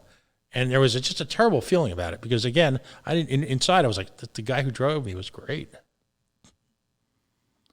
Out there in the middle of this. In a lot of communities, Uber or Lyft is the only way folks can get around. We spend a tremendous amount of money here in Rhode Island in public transportation, and it fails the working poor miserably. How do I know that? Full disclosure. For 2+ years, I drove Lyft. Did over 3,000 rides as a part-timer, in addition to working full-time. Hard work. Exhausting work. And now it's dangerous work because you have no idea who's getting into your car. None. And most of the people getting into your car are wonderful people who just might happen to be infectious. So in inner city communities which is very poorly served by mass transportation, you've got the prospect of folks who are home health care aides, CNAs. We know. Nurses' aides, we used to call them. Folks who are really on the duct tape that holds together our medical system. And you have the prospect on a daily basis of them spending, to get back and forth to work, 2 or 3 hours of their salary a day. They live in marginalized communities. They haven't made bad life decisions. They're good people. They work really hard. I mean, really hard. I worked as a hospital orderly in the 1970s and the 80s as a part-time job for school. These people work really hard. And to a one, they're caring individuals.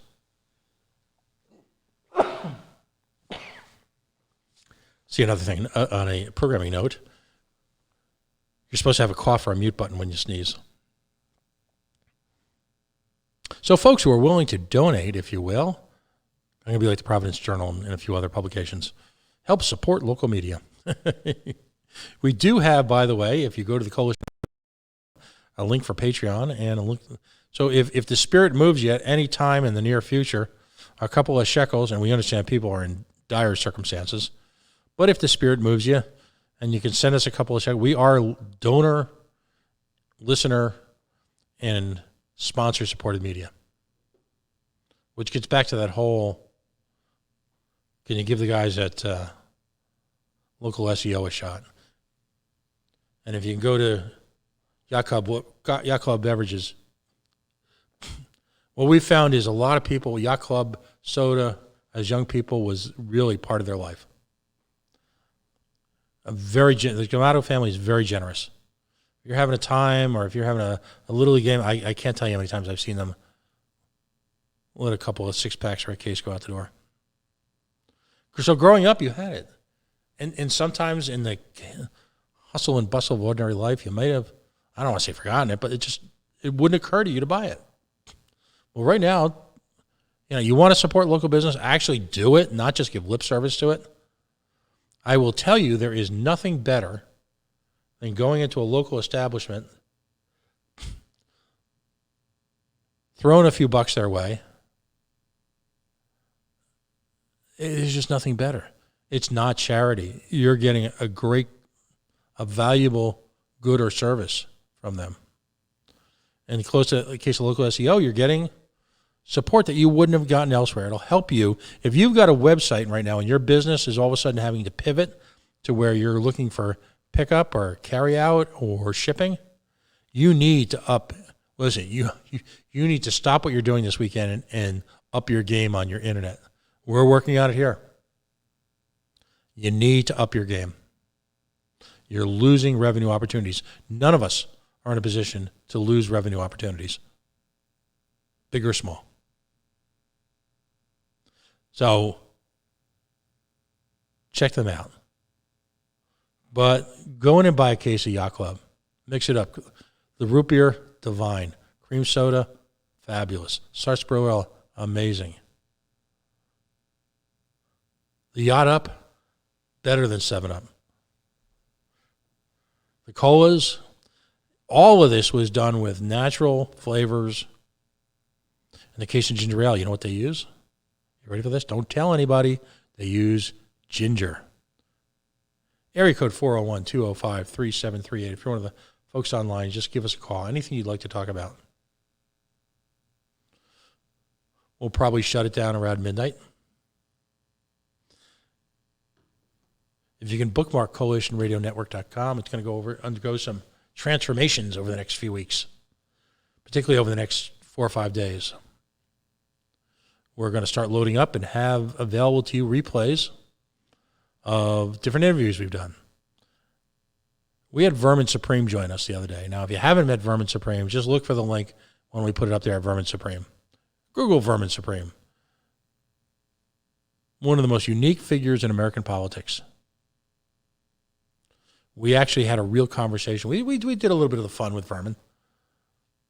The ponies, the toothbrushes, all that. That was fun.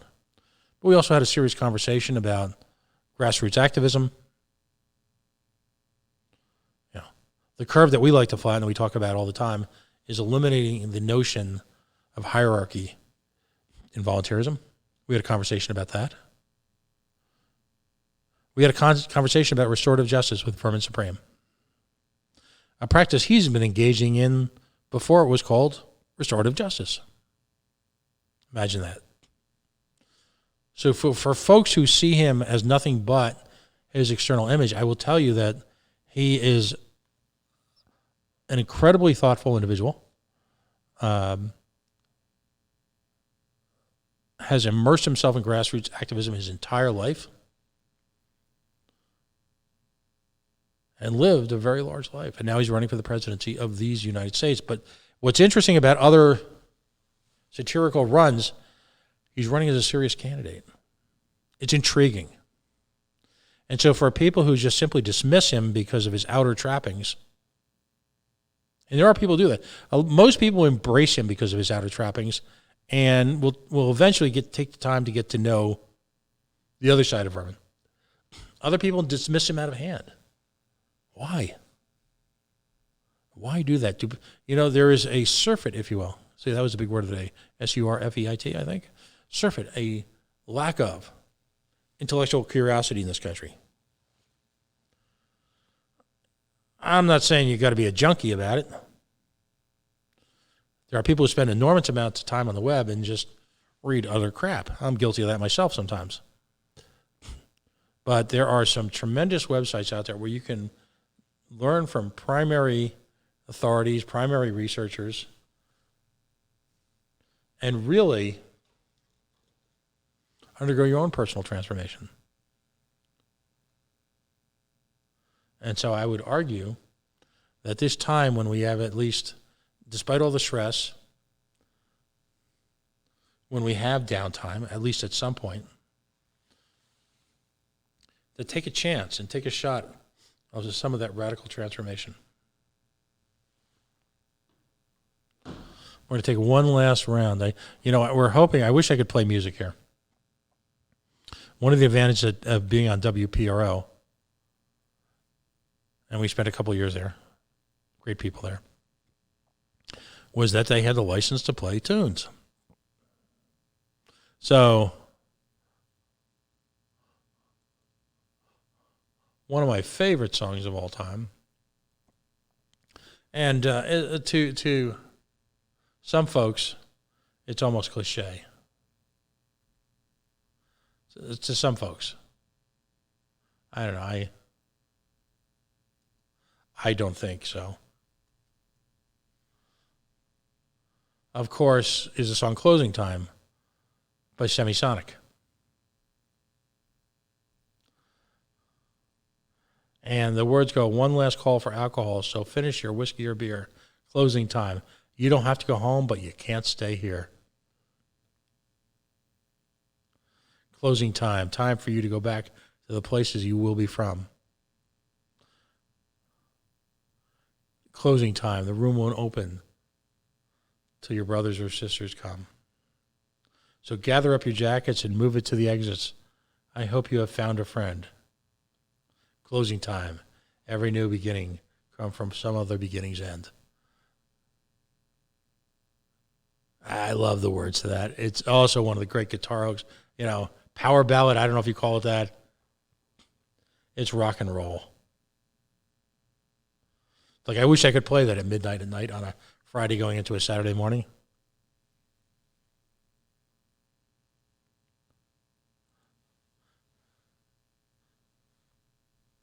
There are some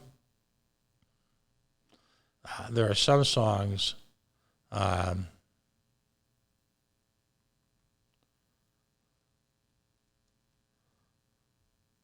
just are just compelling like that.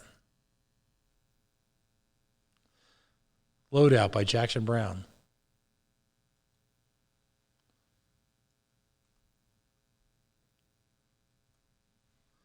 That's another song that's meant for closing.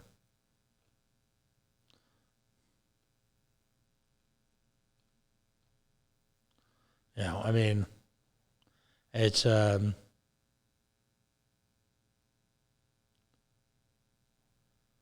I can hear the sound of slamming doors and folding chairs, and that's a sound they'll never know. But when that last guitar has been packed away, you know that I still want to play. So just make sure you get it all set to go before you come for my piano.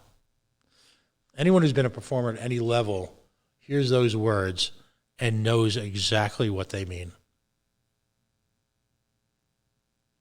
Knows exactly what they mean. Another example is the song "Broke Down Palace."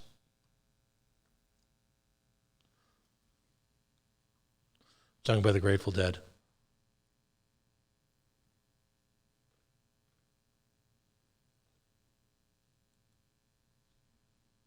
Another example.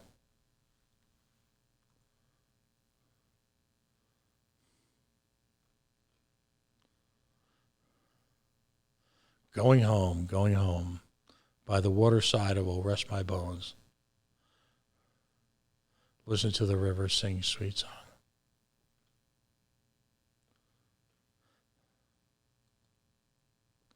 Yeah, those are the songs that signify closing time.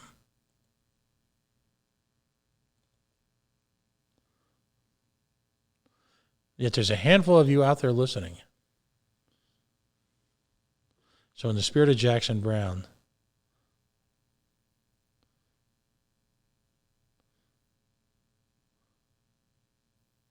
Won't you stay just a little bit longer? And give us a call at 401-205-3738. I can see the people come and I can see the people go.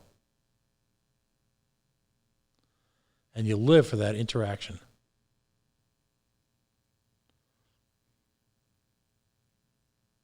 You absolutely live for that interaction. If you love talk radio, if you love the exchange of ideas, being on it or part of it is a buzz that you will never understand unless you felt it.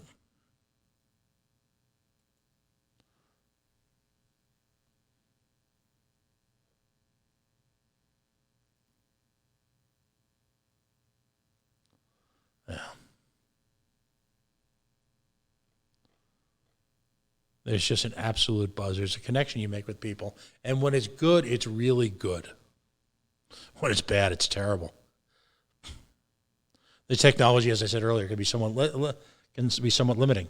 Sometimes we talk over each other because, again, we don't have those sort of physical cues or verbal cues.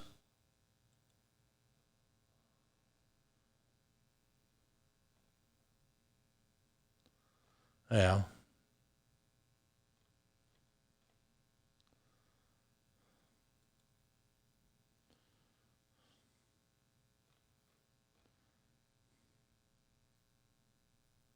But the band's on the bus and they're waiting to go.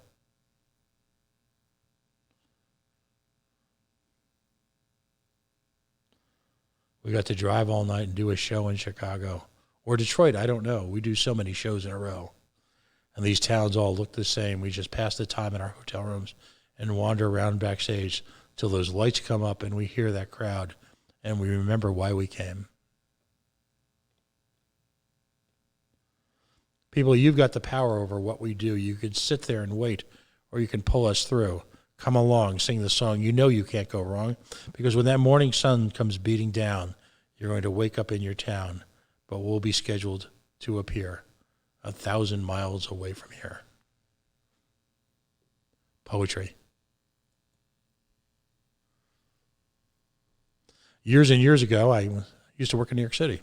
Worked on Park Avenue, worked in an office building that was right next to the Waldorf Astoria. At the time, that was considered the New York Reagan White House. That's all where Ron E. Reagan would chill. And so anytime he was in town, you could tell he was there because the hotel would be surrounded by protesters.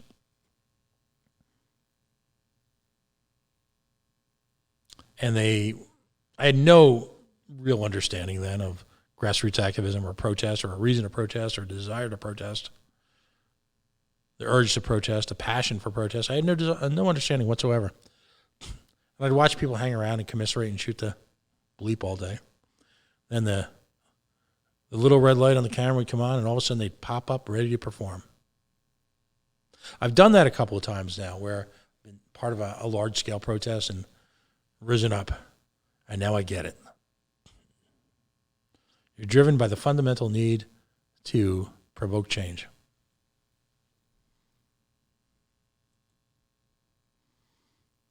And in the absence of that, are at something of a loss.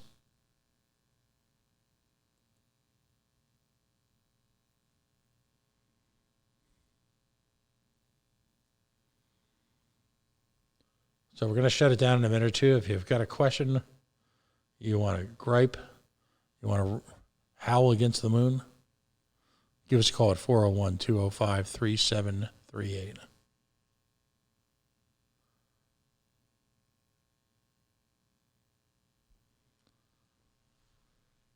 Tomorrow there will be protests around the land targeted at what many people agree are outrageous demands by government for sacrifice in the absence of any real information. That's my take on it. I get their frustration. I hope people are outraged and express their frustration while simultaneously finding a way to do it in a safe way, because I do believe that this illness is serious. One can believe that COVID is a deathly ailment, while simultaneously raging against a government who fails to inform us, has in their DNA excluded us from all other potential support systems, and at the same time recognize the exigent threat this poses to our economy, our way of life, to our future. You get to do all three. Those who would have you pick one at the exclusion of the other two, nonsense, absolute nonsense. So, I think that's it. I think we're going to sign off for the evening. We've been on since before 8. We'll be back tomorrow with some coverage of that. Be able to explain in the morning. Over the weekend, we're going to carry a variety of programs and programming that we hope you find useful. We hope you find enjoyable. You can, if there's something that you missed that you'd like to see, it's all in order on the Facebook page. So it's at this moment that I'd like to say we are the Coalition, loud and proud. We are outrage-born free, civilly disobedient media, broadcasting live on the Worldwide Coalition Radio Network here at coalitionradionetwork.com, facebook.com/the Coalition Radio, on the Mighty Mighty Twitter at coalition_radio, and of course the mothership at coalitionradio.us. Yeah, more people are signing on now. That's the curse of the web. You can see people kind of surfing by. But for the time being, if there's a couple of shows you missed, we had presidential candidates on this week, the ACLU.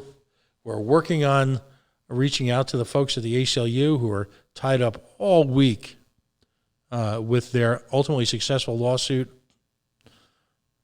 getting at least a temporary restraining order, I believe, with the fine folks, and I'm being sarcastic, at your Central Falls-based Wild Correction Center facility, doing their usual bang-up quality job,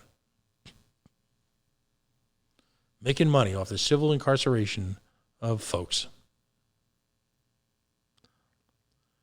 So we have to hope to have the attorneys or attorney from the ACLU on, who's going to be talking about exactly what has transpired and we can expect to see in the future. Folks can go to coalitionradio.us and go to the Civil Liberty blog, and you can see all sorts of issues brought to us by the ACLU, including, if you scroll down a little bit, you'll see an analysis of using cell phones, for tracking people, which is coming to you, the newest rage coming to you, coming soon to a theater near you. The theater, of course, being of the body politic, both here in Rhode Island and around the world.